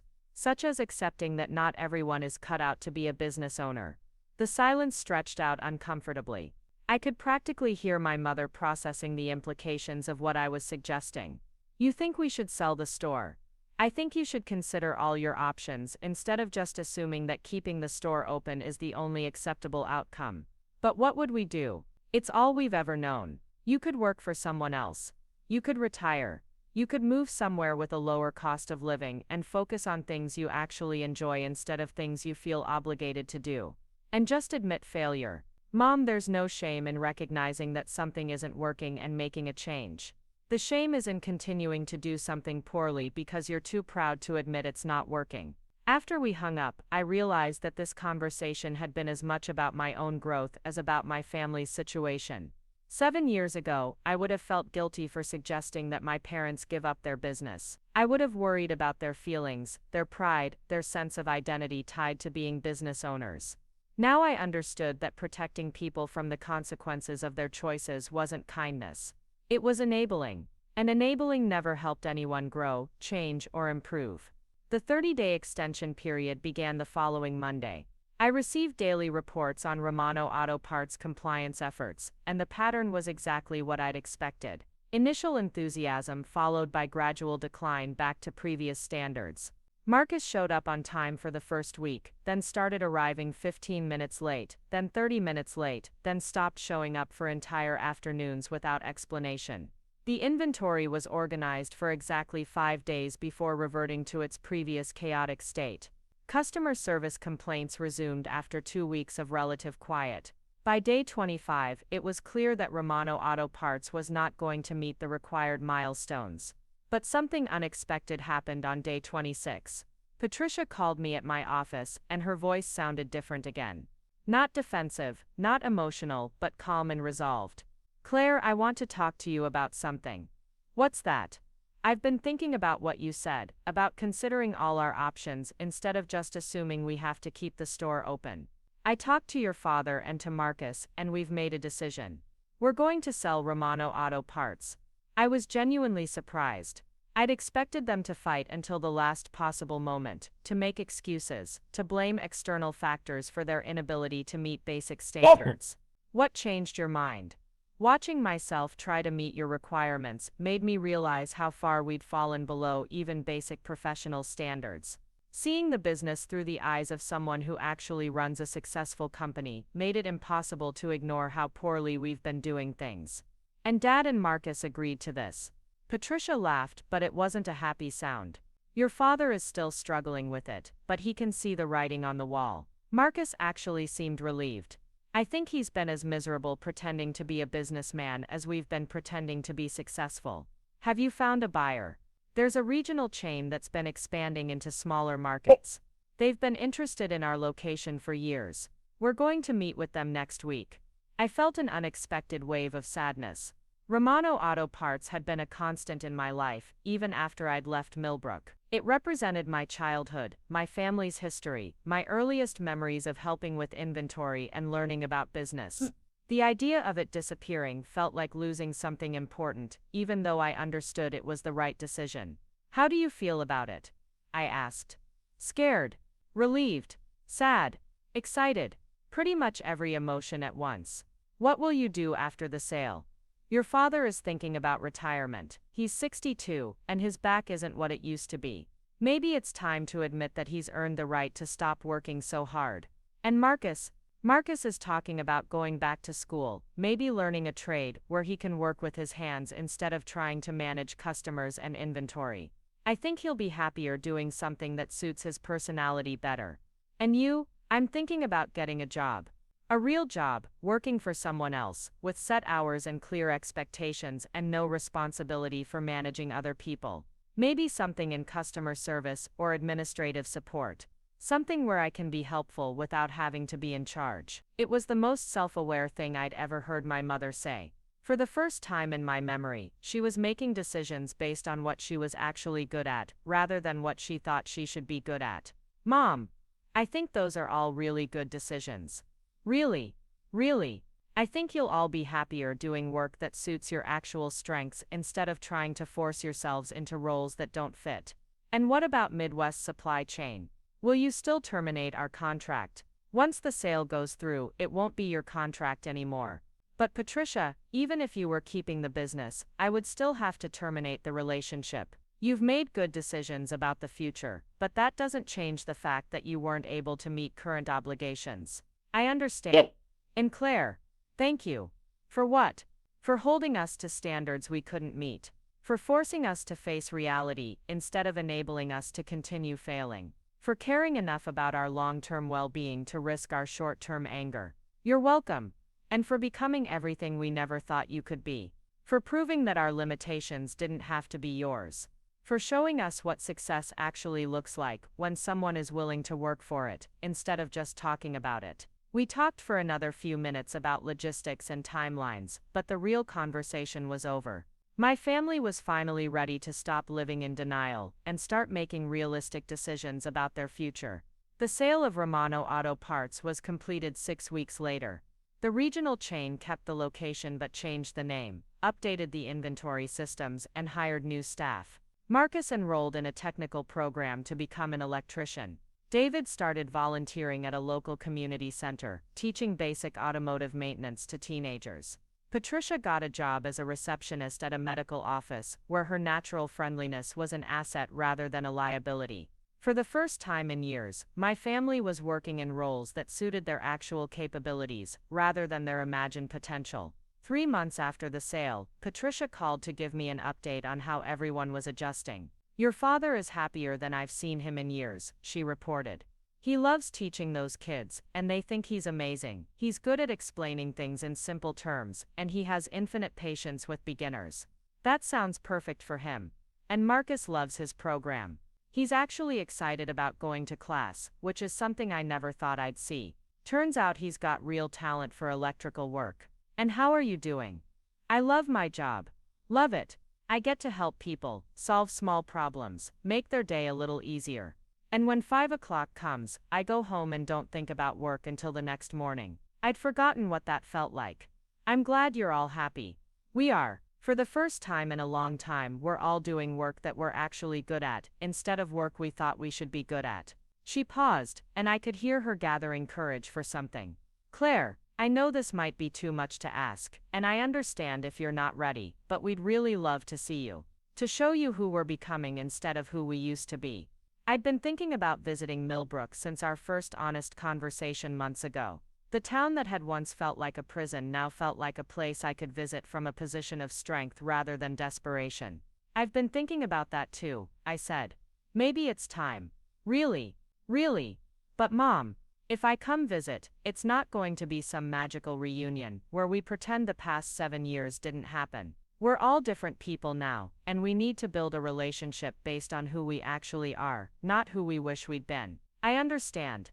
And Claire, I think you're going to like who we're becoming." As I hung up the phone, I realized that my mother was probably right. For the first time in my life, my family was being honest about their limitations, making realistic decisions about their futures, and taking responsibility for their choices. They were becoming people I could respect, even if we'd never be as close as we might have been if they'd made different choices years ago. The success of Nexus Digital Strategies had given me many things: financial security, professional recognition, personal fulfillment, and the respect of my peers. But perhaps the most valuable thing it had given me was the power to hold my family accountable for their behavior, while still leaving room for them to grow and change. I hadn't gotten the apology I'd once desperately wanted, but I'd gotten something better: a family that was finally willing to face reality and make the hard choices necessary for genuine improvement. And that, I realized, was worth more than any apology could ever be. The flight to Cincinnati felt different this time. Instead of the nervous energy that had accompanied my secret reconnaissance mission months earlier, I felt a calm anticipation. I was returning to Millbrook, not as the desperate recent graduate who had fled 7 years ago, but as Claire Romano, CEO of Nexus Digital Strategies, a woman who had built something extraordinary from nothing. Patricia picked me up at the airport, and the moment I saw her, I understood what she'd meant about becoming different people. She looked lighter somehow, more relaxed than I'd seen her in years. Her clothes were simpler but better fitted. Her smile was genuine, rather than performative. Most tellingly, she didn't immediately launch into nervous chatter about the drive or the weather, or anything else designed to fill uncomfortable silence. "You look good, Claire," she said simply. "Success suits you." "Thank you." "You look happier. I am happier." It turns out there's something to be said for doing work you're actually good at instead of work you think you should be good at. The drive to Millbrook gave us time to talk without the intensity of our phone conversations. Patricia told me about her job at the medical office, how much she enjoyed helping patients navigate insurance questions and appointment scheduling. She talked about David's volunteer work, how he'd found a sense of purpose in teaching young people skills they could actually use. She even talked about Marcus, who was apparently thriving in his electrical program, and had started dating a classmate who shared his interests in outdoor activities and practical problem solving. He's become someone I actually like spending time with, Patricia admitted. When he stopped trying to be a businessman and started being himself, it turned out he's actually a pretty decent person. What changed? He stopped feeling like he had to compete with you. Once we all admitted that you'd succeeded beyond anything any of us had ever imagined, Marcus could stop trying to prove he was just as good and start figuring out what he was actually good at. It was a perspective I hadn't considered. In my mind, Marcus had always been the favored child, the one who got opportunities and support while I got criticism and sabotage. But maybe from his perspective, he'd been trapped in an impossible situation, expected to fill a role that didn't suit him while constantly being compared to a sister whose potential no one had fully understood. Is he nervous about seeing me? Terrified, Patricia said with a laugh. But also excited. He wants to show you his textbooks, talk about the house he's rewiring for his final project. I think he finally has something he's genuinely proud of instead of something he's just pretending to be good at. We drove through downtown Millbrook, past the businesses I remembered from my childhood. Some had closed, replaced by new shops or chain stores. Others looked exactly the same, frozen in time like a museum of small-town commerce. But what struck me most was how small everything seemed. The buildings that had loomed large in my memory were modest, ordinary, unremarkable. It's smaller than I remembered, I said, or maybe you're bigger than you used to be. The Romano family home looked better than it had during my secret visit months earlier. The new owners had painted the exterior, fixed the front steps and planted a garden where Patricia's struggling flower beds used to be. But seeing it inhabited by strangers was still strange, like visiting a place that existed only in my memory.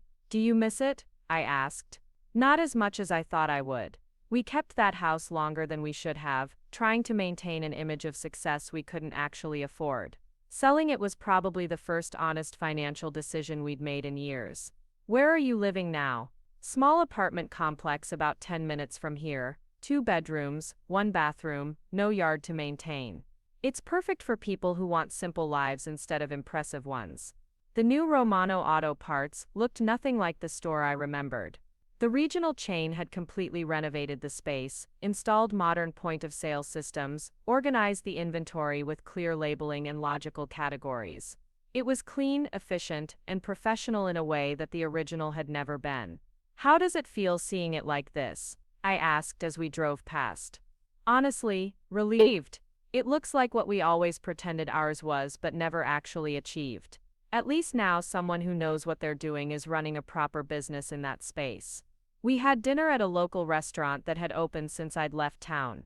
Patricia had chosen it carefully, she explained, because it was neutral territory where we were unlikely to run into people from my past who might have opinions about my return. Are you embarrassed to be seen with me? I asked, only half joking. Are you kidding? I'm proud to be seen with you. I just thought you might prefer to control when and how you encounter people who believed all the nonsense we spread about you back then. It was a thoughtful gesture, evidence of the self-awareness Patricia had developed over the past year. She was thinking about my comfort and dignity rather than her own needs or image. What have you told people about my visit?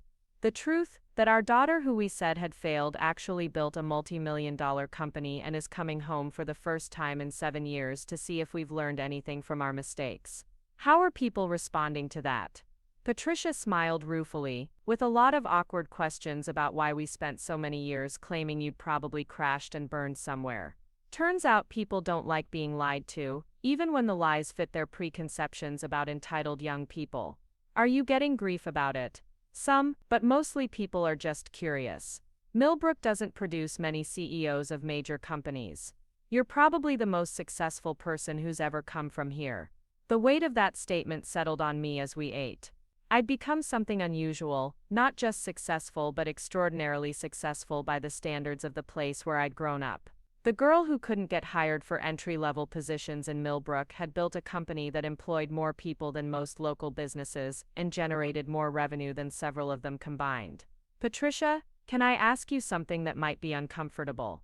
Of course. Do you resent my success? Even a little bit. Does it bother you that I proved you wrong so completely? She considered the question seriously, chewing her salad while she thought. I used to. For the first few years after you left, I told myself that whatever you were doing couldn't be as impressive as it sounded, that you were probably exaggerating or getting lucky or riding on someone else's coattails. It was easier than admitting we'd been wrong about your capabilities. And now I'm proud of you. Genuinely completely proud. Not because you're my daughter and I'm supposed to be proud, but because you did something remarkable. You took the worst thing that had ever happened to you and used it as fuel to build something extraordinary. The worst thing, having your own family sabotage your career because they were too insecure to handle your potential. That should have broken you. Instead, it made you stronger. I felt tears starting and blinked them back. This was what I'd wanted for 7 years, not just acknowledgement of my success but recognition of what I'd overcome to achieve it. Claire, I need to tell you something else. What's that? I've been going to therapy since about 6 months after our first phone conversation. Because I realized that the way we treated you wasn't just about business or career expectations. It was about fundamental issues with how I understand relationships, power, and my own worth. I was surprised. Therapy wasn't something my family had ever talked about, let alone pursued. Mental health had been treated as a weakness, something to be managed privately rather than addressed professionally. What kind of therapy? Individual counseling focused on understanding why I felt so threatened by my daughter's achievements that I actively worked to undermine them. Why I needed to keep you small to feel good about myself. And what have you learned? That I was raised to believe that there was only so much success to go around, that if you became too accomplished, it somehow diminished the rest of us. That I confused being a good parent with being the most important person in your life. She paused, gathering her thoughts. I also learned that I was terrified of becoming irrelevant. If you didn't need our guidance, our approval, our protection, then what was my role in your life? Better to keep you dependent and grateful than risk becoming unnecessary. It was the most psychologically sophisticated thing I'd ever heard my mother say. For the first time, she was analyzing her own motivations with the kind of clarity that suggested genuine self-reflection rather than just damage control. Are you still in therapy? Every week. Your father started going too about 3 months ago. Marcus went for a while, but he decided he didn't need it, once he figured out what he actually wanted to do with his life. How is Dad handling all of this? Patricia's expression grew more complicated. Better than I expected, but it's been harder for him. His identity was so tied up in being the successful businessman, the patriarch who knew best, that admitting you'd surpassed him professionally required basically rebuilding his sense of who he is. Is he angry with me? Not angry, intimidated maybe. Uncertain about how to relate to a daughter who's more successful than he ever was. But not angry. Does he want to see me? Very much. But he's nervous about what to say. How to act. He's afraid you'll think he's pathetic. Do you think he's pathetic? No. I think he's a man who spent his whole life measuring himself by the wrong standards and is finally learning what actually matters. We finished dinner as the sun was setting, painting the sky in shades of orange and pink that reminded me of summer evenings from my childhood. For the first time since returning to Millbrook, I felt a connection to this place that was based on appreciation rather than resentment. Where are we going now? I asked as we got back in the car. To see your father and Marcus. They're waiting at our apartment, probably both pacing nervously and rehearsing what they want to say to you. The apartment complex was modest but well maintained. The kind of place where working people lived comfortable but unambitious lives. As we climbed the stairs to the second floor, I found myself thinking about how different this homecoming was from what any of us had imagined 7 years ago. Patricia opened the door to reveal a small but cozy living space. David and Marcus were indeed waiting, both dressed more formally than I'd ever seen them outside of church or funerals. They stood up when I entered, and for a moment we all just looked at each other. 3 people who shared history, but had become strangers. David spoke first, his voice careful and humble in a way I'd never heard before. Claire, thank you for coming. You look. He paused, struggling for words. You look like exactly what you are. Successful, confident. Like someone who built something important. Thank you, Dad. Marcus stepped forward, holding a thick textbook and a folder full of papers.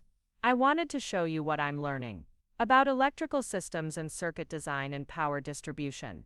It's the first time I've ever been excited about homework. I took the textbook and flipped through it. genuinely impressed by the complexity of the material. This looks challenging. It is. But it's the good kind of challenging, you know. Like solving puzzles that actually matter instead of just trying to look busy. For the next hour, Marcus enthusiastically explained his coursework, his hands-on projects, his plans for starting his own electrical contracting business after graduation. His passion was infectious and completely genuine. This was a person who had found his calling, who was finally working in an area where his natural abilities aligned with the requirements of the job. "I'm really proud of you," I told him, and meant it. "You found something that suits you perfectly." Yeah, and it only took me 7 years of pretending to be good at retail management to figure it out. Sometimes it takes time to find the right fit. Or sometimes, Marcus said with a rueful smile, it takes your sister becoming so successful that you finally stop trying to compete with her and start figuring out what you're actually good at. David had been quiet during Marcus's presentation, but as the evening progressed, he began to share his own experiences with volunteer teaching. His eyes lit up when he talked about working with teenagers who had never learned basic automotive maintenance, who came to him with curiosity and gratitude rather than entitlement or resistance. "These kids remind me why I fell in love with working on cars in the first place," he said. "It's about problem solving, understanding how systems work together, taking pride in doing something well." I'd forgotten that somewhere along the way. What had you been focusing on instead? Making money, building a business, proving that I was important. All the wrong things, as it turns out. We talked until nearly midnight, covering 7 years of separation, misunderstanding, and parallel growth. What struck me most was how much we'd all changed, not just in our circumstances, but in our fundamental understanding of what mattered. My parents had learned that happiness came from doing work that suited their abilities, rather than work that impressed other people. Marcus had discovered that his natural talents lay in practical problem solving, rather than customer service or business management. And I had learned that success without family relationships felt incomplete, but that family relationships built on lies and manipulation weren't worth preserving. "I have a confession," David said as we were preparing to say goodnight. "I've been following your company online, reading articles about Nexus digital strategies, watching interviews you've given at marketing conferences. What did you think? I thought you were everything we always claimed you couldn't be. Professional, articulate, visionary, successful. I thought about how we'd told people you had attitude problems and unrealistic expectations, and I felt ashamed of every word. Why didn't you reach out sooner? Because I didn't know how to admit that we'd been wrong about everything. Because I was embarrassed that my daughter had become more successful than I ever dreamed of being. Because I was afraid you'd hang up on me. I might have, depending on when you called, and I would have deserved it. I stayed in Millbrook for 3 days, and each day brought new revelations about how much my family had changed. Patricia took me to her job at the medical office, where her colleagues clearly adored her warmth and efficiency. David introduced me to the teenagers he was teaching, who spoke about him with genuine respect and affection. Marcus showed me the house he was rewiring, explaining the complexities of electrical codes and safety requirements with expertise and enthusiasm. But the most significant moment came on my last evening, when we gathered again in my parents' apartment for what felt like a real family dinner for the first time in years. "Claire," David said as we were finishing dessert, "I need to say something that I probably should have said 7 years ago." "What's that?" "I'm sorry. Not just for the specific things we did to sabotage your career, but for fundamentally misunderstanding who you were and what you were capable of. For treating your ambition like a character flaw instead of a strength. For being so threatened by your potential that we tried to limit it. I'm sorry too," Patricia added. "For using you as a scapegoat when our own business started failing. For convincing myself that your success would somehow diminish us instead of celebrating that we'd raised someone extraordinary." Marcus nodded, "And I'm sorry for being part of it. For going along with the narrative that you were too proud and demanding instead of recognizing that you were just more capable than the rest of us." I looked around the table at these 3 people who had hurt me so deeply and who were now taking complete responsibility for their actions. This was what genuine accountability looked like, not excuses or justifications, but full acknowledgement of the harm they'd caused. "I forgive you," I said, and realized as I spoke the words that I meant them completely. Not because what you did was okay, but because you've genuinely changed, and because holding on to anger was hurting me more than it was hurting you. Does this mean we can have a relationship going forward? Patricia asked hopefully. I'd like that. But it has to be a relationship based on who we actually are now, not who we used to be. I'm not the insecure recent graduate you remember, and you're not the people who tried to sabotage my career. We're all different now. What kind of relationship do you envision? David asked. Honest communication. Mutual respect. Acknowledgement that I've built a life and career that works for me, even if it's different from what you would have chosen. And recognition that you've all found paths that suit you better than trying to run a business you weren't equipped to manage. That sounds perfect. Marcus said, no more pretending, no more trying to be something we're not. As I prepared to leave Millbrook the next morning, I realized that this visit had given me something I hadn't expected: closure. Not the vindictive satisfaction of seeing my family suffer consequences for their behavior, but the deeper satisfaction of watching people I loved learn to make better choices. Patricia drove me to the airport, and we spent the drive talking about future visits, family holidays, the possibility of them coming to Seattle to see what I'd built. I'm proud of you, Claire, she said, as we pulled up to the terminal. Not just for what you've accomplished professionally, but for how you've handled all of this. You could have destroyed us when you learned you had the power to do so. Instead, you held us accountable while still leaving room for us to grow. Revenge would have been satisfying for about 5 minutes. This is satisfying for a lifetime. You're a better person than we deserved. You're better people than you used to be. That's what matters now. Flying back to Seattle, I found myself thinking about the nature of success and family, and the strange ways that life sometimes brings things full circle. 7 years ago, I'd left Millbrook as a failure, convinced that I would never amount to anything, because the people who were supposed to believe in me had systematically undermined my confidence. Now I was returning to Seattle as the CEO of a thriving company, with a family that finally understood and appreciated what I'd accomplished. The girl who couldn't get hired for entry-level positions in a small Ohio town had built something that impressed people across the country. But more importantly, I'd learned that true success wasn't just about professional achievement or financial security. It was about having the strength to hold people accountable for their behavior, while still leaving room for redemption and growth. It was about building something meaningful, not just in spite of the obstacles you faced, but because of what those obstacles taught you about resilience, determination, and the importance of never accepting other people's limitations as your own. Back in my Seattle office, I looked out at the city that had welcomed me when my hometown had rejected me. The Space Needle stood against the skyline like a symbol of reaching higher, of refusing to be confined by conventional expectations. It reminded me of why I'd fallen in love with this place, with its culture of innovation and possibility. Jennifer knocked on my door, carrying a stack of reports about our latest acquisition prospects. "How was the trip home?" she asked. "Enlightening. My family has grown up a lot since I left. Are you glad you went?" "Very glad." It reminded me that people can change, if they're willing to do the hard work of honest self-reflection. And that includes forgiving them. That includes recognizing that holding on to anger was preventing me from appreciating how far we'd all come. Jennifer smiled, spoken like someone who's learned the difference between justice and revenge. As she left my office, I turned back to the window and thought about the future. Nexus Digital Strategies was positioned for continued growth, with expansion plans that would double our size within 2 years. I had a team of talented people who respected my leadership and shared my vision for what the company could become. I had professional recognition, financial security, and the satisfaction of building something meaningful from nothing. And now, for the first time in 7 years, I also had a family. Not the family I'd grown up with, but the family they'd become through hard work, honest self-examination, and the willingness to take responsibility for their mistakes.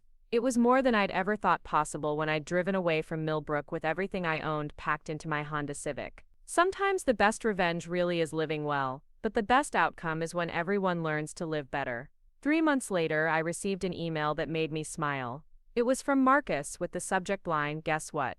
Inside was a photo of him in work clothes, standing next to an electrical panel he'd just installed, grinning with pride and satisfaction. "Passed my licensing exam with flying colors," the email read. "Starting my own contracting business next month. Romano Electrical Solutions." Thought you'd appreciate the irony of a Romano finally running a successful business. I wrote back immediately, congratulations, I'm proud of you for finding work that makes you genuinely happy. And Marcus, there's no irony in a Romano running a successful business. There's just good planning, hard work, and the wisdom to know your strengths. Sometimes the best stories don't end with dramatic confrontations or satisfying revenge. Sometimes they end with everyone becoming better versions of themselves, learning from their mistakes, and building something worth being proud of. And sometimes, if you're very lucky, they end with a family that finally understands what you were trying to tell them all along, that success isn't about accepting limitations, but about refusing to let other people's fears define what's possible for your life. 2 years after my reconciliation with my family, I stood in the conference room of Nexus Digital Strategy's newest office in Chicago, watching Elena Vasquez deliver a presentation to a room full of marketing executives. She'd joined our company 6 months earlier as Director of Educational Partnerships, helping us develop programs that connected promising students with real-world experience at innovative companies. The gap between what students learn in traditional marketing curricula and what they need to succeed in today's digital landscape is enormous. Elena was saying, clicking through slides that showed employment statistics and skill assessments. Companies like Nexus are pioneering new approaches to talent development that benefit both students and employers. I smiled as I watched her command the room with the same confidence and expertise she'd demonstrated as my professor years ago. Elena had been instrumental in my early success, and now she was helping us build systems that would give other young professionals the kind of mentorship and opportunities that had changed my life. After the presentation, we walked together through the bustling Chicago office, past teams of analysts, designers, and strategists working on campaigns for clients across the Midwest. Remember when you called me from that tiny apartment in Seattle, convinced you'd never amount to anything? Elena asked with a grin. I remember being 24 and terrified that my parents might have been right about my limitations. And now look at this place, 67 employees across 4 offices, working with Fortune 500 companies and innovative startups alike.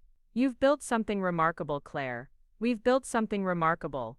I couldn't have done any of this without mentors like you who believed in my potential when I couldn't see it myself. That evening, I had dinner with a group of Chicago business leaders who were considering Nexus for their company's digital transformation projects. The conversation was lively and engaging, covering everything from artificial intelligence applications to sustainable marketing practices. These were exactly the kinds of discussions I'd dreamed of having when I was struggling to find entry-level work in Millbrook. Your approach to data-driven storytelling is fascinating, said Rebecca Chen, the chief marketing officer of a major manufacturing company. How did you develop these methodologies? Trial and error mostly. We started by questioning every assumption about how digital marketing was supposed to work, then testing new approaches with clients who were willing to take risks. And your background? Where did you train before starting Nexus? I grew up in a small town in Ohio, studied marketing at the University of Cincinnati, then got my real education working for clients who challenged me to think differently about every aspect of digital strategy. What I didn't mention was the family sabotage, the years of rebuilding my confidence, the long journey from being told I was unemployable to sitting at a table with some of the most successful marketing professionals in the country. That story had shaped me, but it no longer defined me. After dinner, I checked my phone to find a text from Marcus. He'd sent a photo of himself and his team installing solar panels on a new commercial building, part of the renewable energy work he'd expanded into after mastering traditional electrical contracting. Romano Electrical Solutions just landed the biggest contract in company history, his message read. Designing the electrical systems for a new sustainable housing development. Turns out there are advantages to being the Romano who actually knows what he's doing. I laughed and sent back a congratulations message. Marcus had found his calling in practical problem solving and had built a thriving business around his genuine talents. More importantly, he'd developed the confidence that comes from doing work you're truly good at rather than work you think you should be good at. My phone buzzed again, this time with a call from Patricia. Hi Mom, how's the new job going? Wonderful. I just wanted to call and tell you that I got promoted to office manager. Can you believe it? 58 years old and I'm getting my first real promotion. I could hear the genuine excitement in her voice. Patricia had thrived in structured work environments where her natural organizational skills and people-focused approach were assets rather than liabilities. The medical office where she worked had recognized her value and invested in her professional development. That's fantastic. I'm so proud of you. I never thought I'd say this, but I love having a boss. I love having clear expectations, regular feedback, and the freedom to focus on doing my job well instead of worrying about every aspect of running a business. You've found your sweet spot.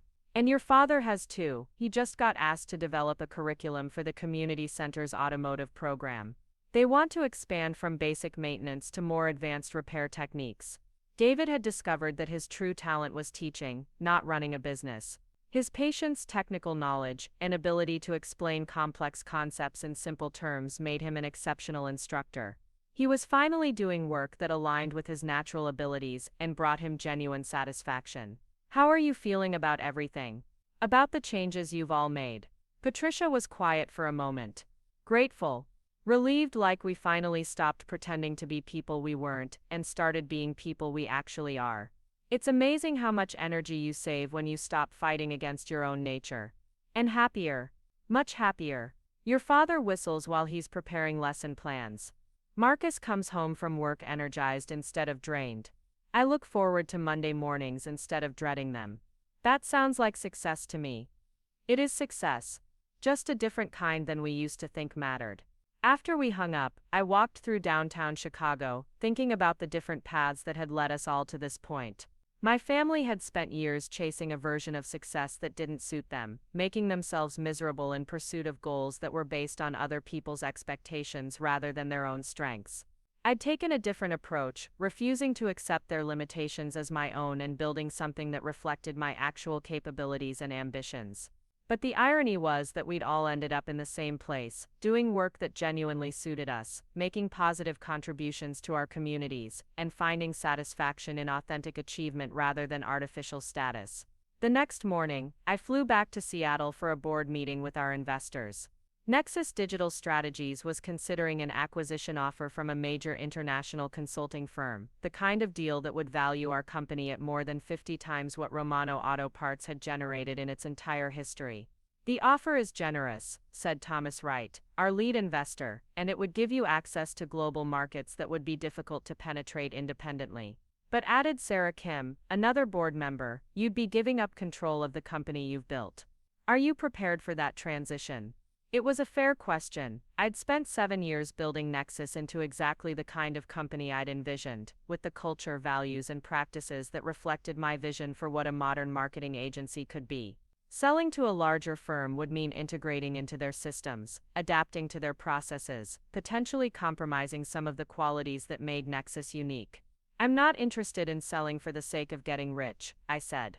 I'm already financially secure beyond anything I ever imagined. The question is whether this acquisition would allow us to have greater impact, to help more businesses succeed, to develop more innovative solutions to complex marketing challenges. And what's your assessment? I think we can have more impact as an independent company that stays true to our core mission than as a division of a larger firm that might prioritize different objectives.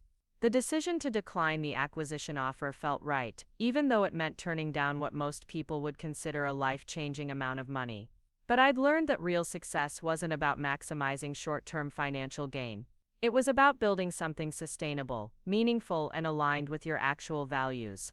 That afternoon, I called a company-wide meeting to share the decision with our team. Some of you have probably heard rumors about acquisition discussions, I began, standing in front of the entire Seattle staff. I want to be transparent about what's been happening and what we've decided. I explained the offer, the potential benefits, and the reasons we'd chosen to remain independent. This company exists because we believe in doing marketing differently, in challenging conventional wisdom, in prioritizing client success over short-term profits. Those values are easier to maintain when we control our own destiny. Jennifer raised her hand. What does this mean for our growth plans? It means we'll continue expanding strategically, opening new offices when we find the right opportunities, hiring talented people who share our vision, and taking on projects that challenge us to innovate. And for those of us who were hoping for acquisition bonuses, asked Michael with a grin, it means your bonuses will come from building something even more valuable over the long term. From creating a company that people genuinely want to work for, that clients trust with their most important challenges, that sets new standards for what professional service firms can be. The response was overwhelmingly positive. Our team had joined Nexus not because they wanted to get rich quick, but because they wanted to do meaningful work in an environment that respected their talents and encouraged their growth. The decision to remain independent reinforced those values and demonstrated our commitment to long-term thinking over short-term gains. Over the next few months, I found myself reflecting on the journey that had brought me to this point. 7 years earlier, I'd been a desperate recent graduate who couldn't find work in my hometown because my own family had systematically undermined my reputation.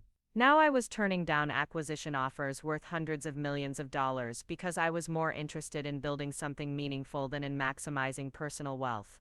The contrast was striking, but what struck me most was how little bitterness I felt about those early struggles. The sabotage that had seemed so devastating at the time had ultimately forced me to develop resilience, independence, and clarity about what I actually valued.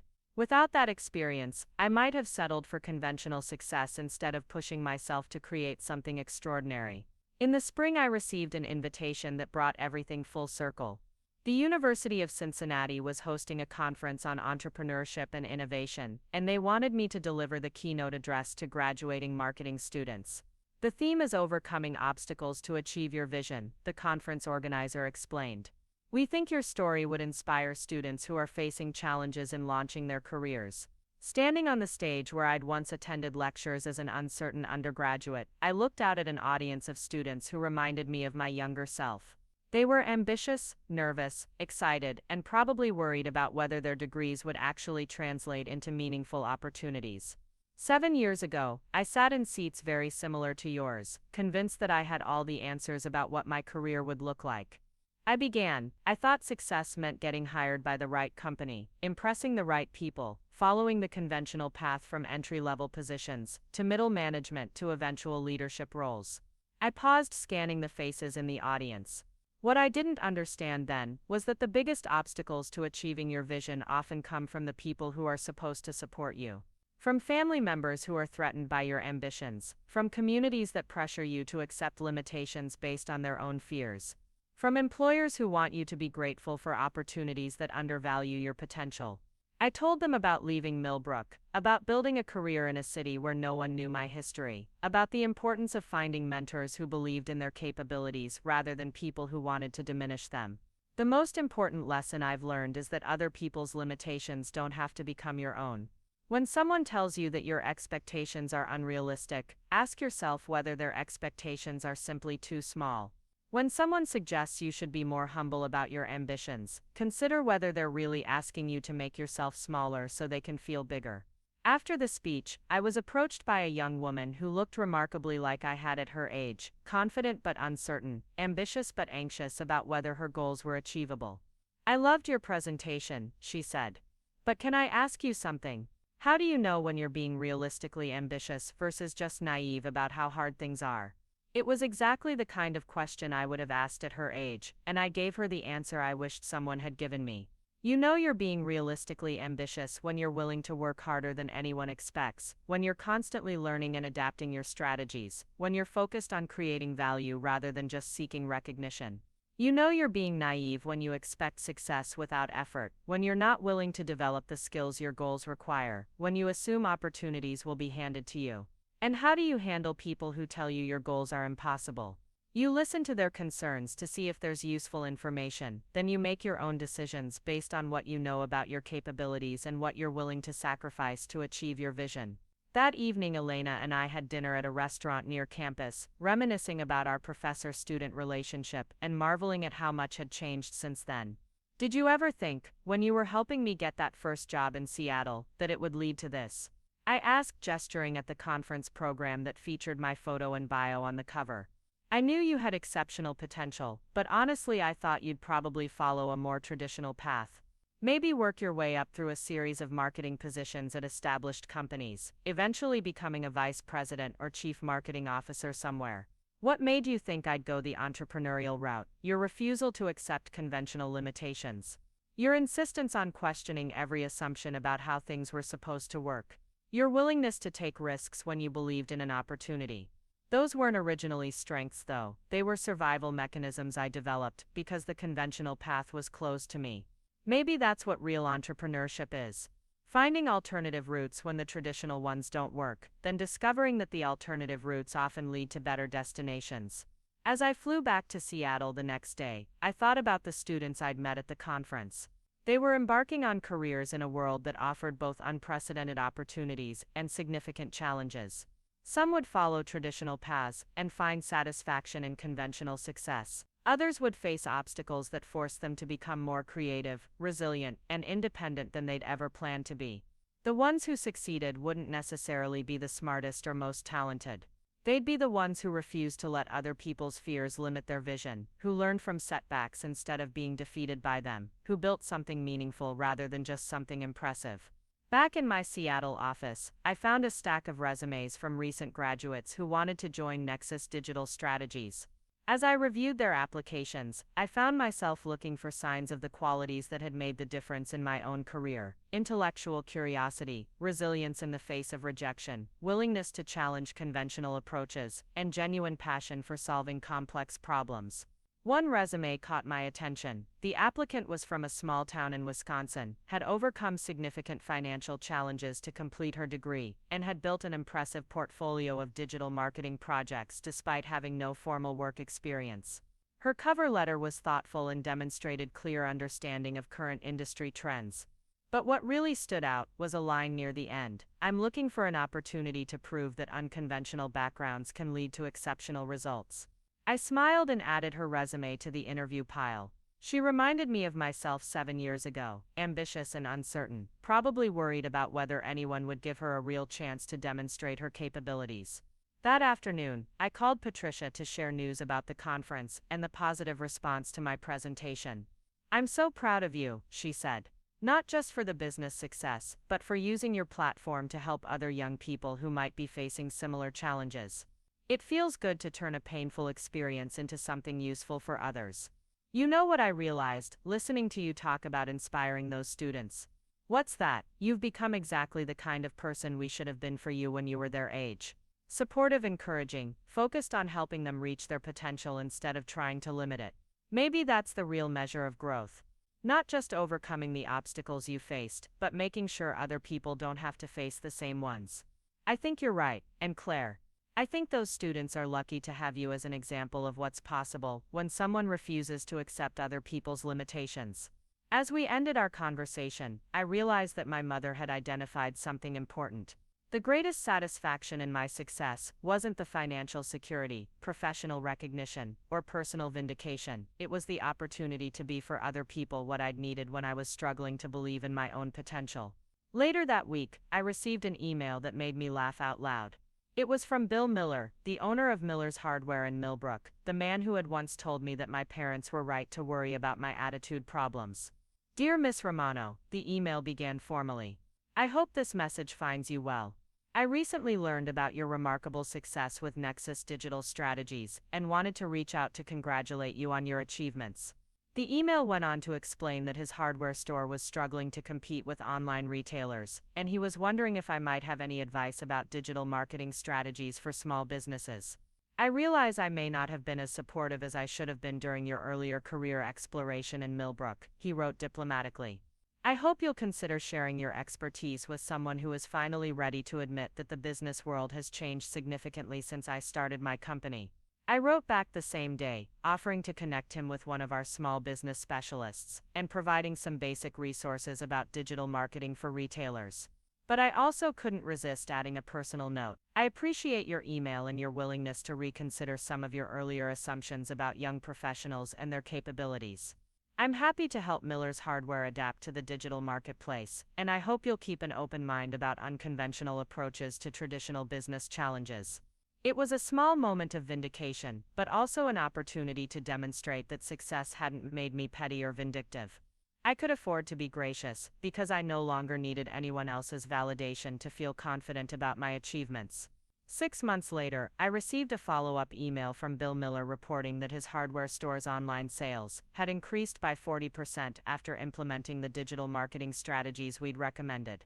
More importantly, he'd started hiring young people with technology skills to help modernize his operations. "You were right about the value of fresh perspectives," he wrote. Sometimes experience can become a limitation if it prevents you from recognizing when fundamental changes are necessary. That email represented something larger than one small business owner's change of heart. It was evidence that success creates ripple effects, that proving people wrong about your capabilities can sometimes help them become more open to recognizing potential in others. As I approached the 5th anniversary of founding Nexus Digital Strategies, I found myself thinking about legacy and impact beyond just business metrics.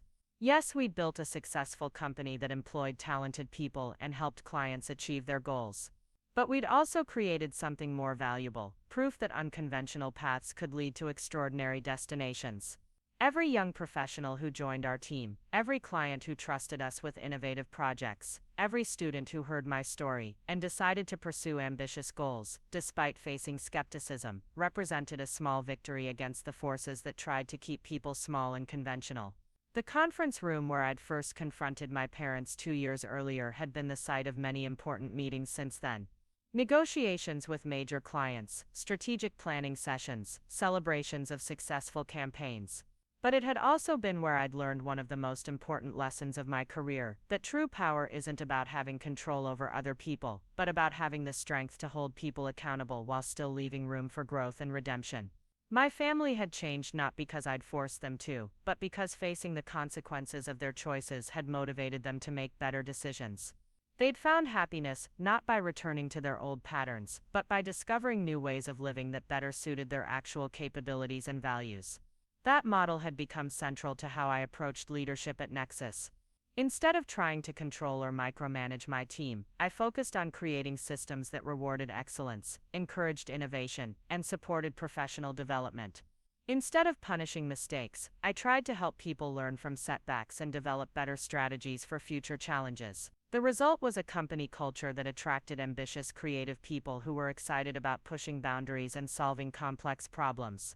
It was the kind of environment I'd been looking for 7 years earlier when I couldn't find anyone in Millbrook willing to take a chance on a recent graduate with unconventional ideas.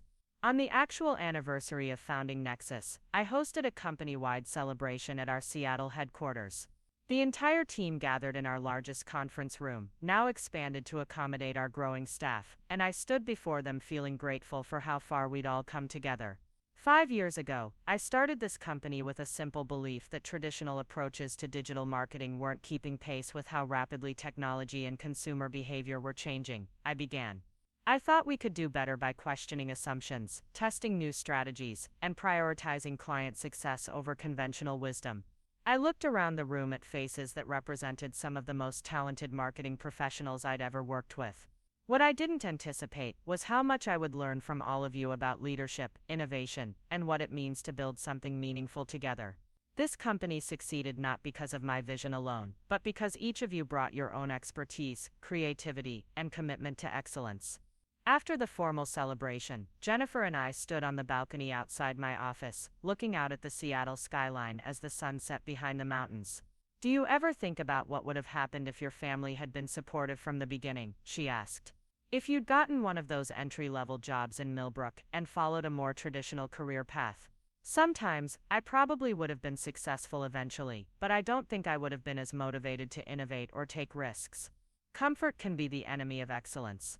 And you don't resent them for putting you through all that, not anymore. They gave me something valuable, even if they didn't mean to the certainty that I couldn't rely on anyone else to determine what I was capable of achieving. That kind of independence is rare and precious. What about the years you lost? The stress, the self-doubt, the time you spent rebuilding your confidence. Those weren't lost years, they were foundational years. Everything I learned about resilience, persistence, and refusing to accept limitations has been essential to building this company. As the lights of the city began to twinkle in the darkness, I thought about the journey that had brought me to this moment. From the desperate recent graduate who couldn't find work in her hometown to the CEO of a company that employed nearly 100 people and had been featured in major business publications as an industry innovator. It had been a longer, more difficult path than I'd originally planned, but it had led to something better than anything I'd imagined when I was 24 and dreaming of conventional success. The girl who had been told she had attitude problems and unrealistic expectations had built something that exceeded everyone's expectations, including her own. The daughter who had been written off as a failure was now helping other people recognize and develop their own potential. Most importantly, the young woman who had once believed that other people's approval was necessary for success had learned that the only validation that truly mattered was the satisfaction of building something meaningful, something lasting, something that made the world a little bit better than it had been before. Standing on that balcony, surrounded by evidence of what was possible when someone refused to accept limitations imposed by other people's fears, I felt something I'd been searching for since I was 24 years old: complete contentment with the choices I'd made, and excitement about what came next. 7 years after leaving Millbrook, convinced that I was unemployable, I finally understood what success actually meant. It wasn't about proving anyone wrong or seeking revenge for past hurts. It was about building something you could be proud of, helping other people achieve their potential, and refusing to let anyone else's limitations become your own. And sometimes, if you were very fortunate, it meant discovering that the people who had tried to hold you back could learn to celebrate your achievements once they stopped being threatened by them. The future stretched ahead, full of possibilities I hadn't even considered yet.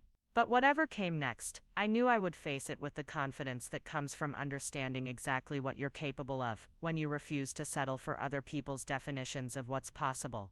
Up next, you've got 2 more standout stories right on your screen. If this one hit the mark, you won't want to pass these up. Just click and check them out.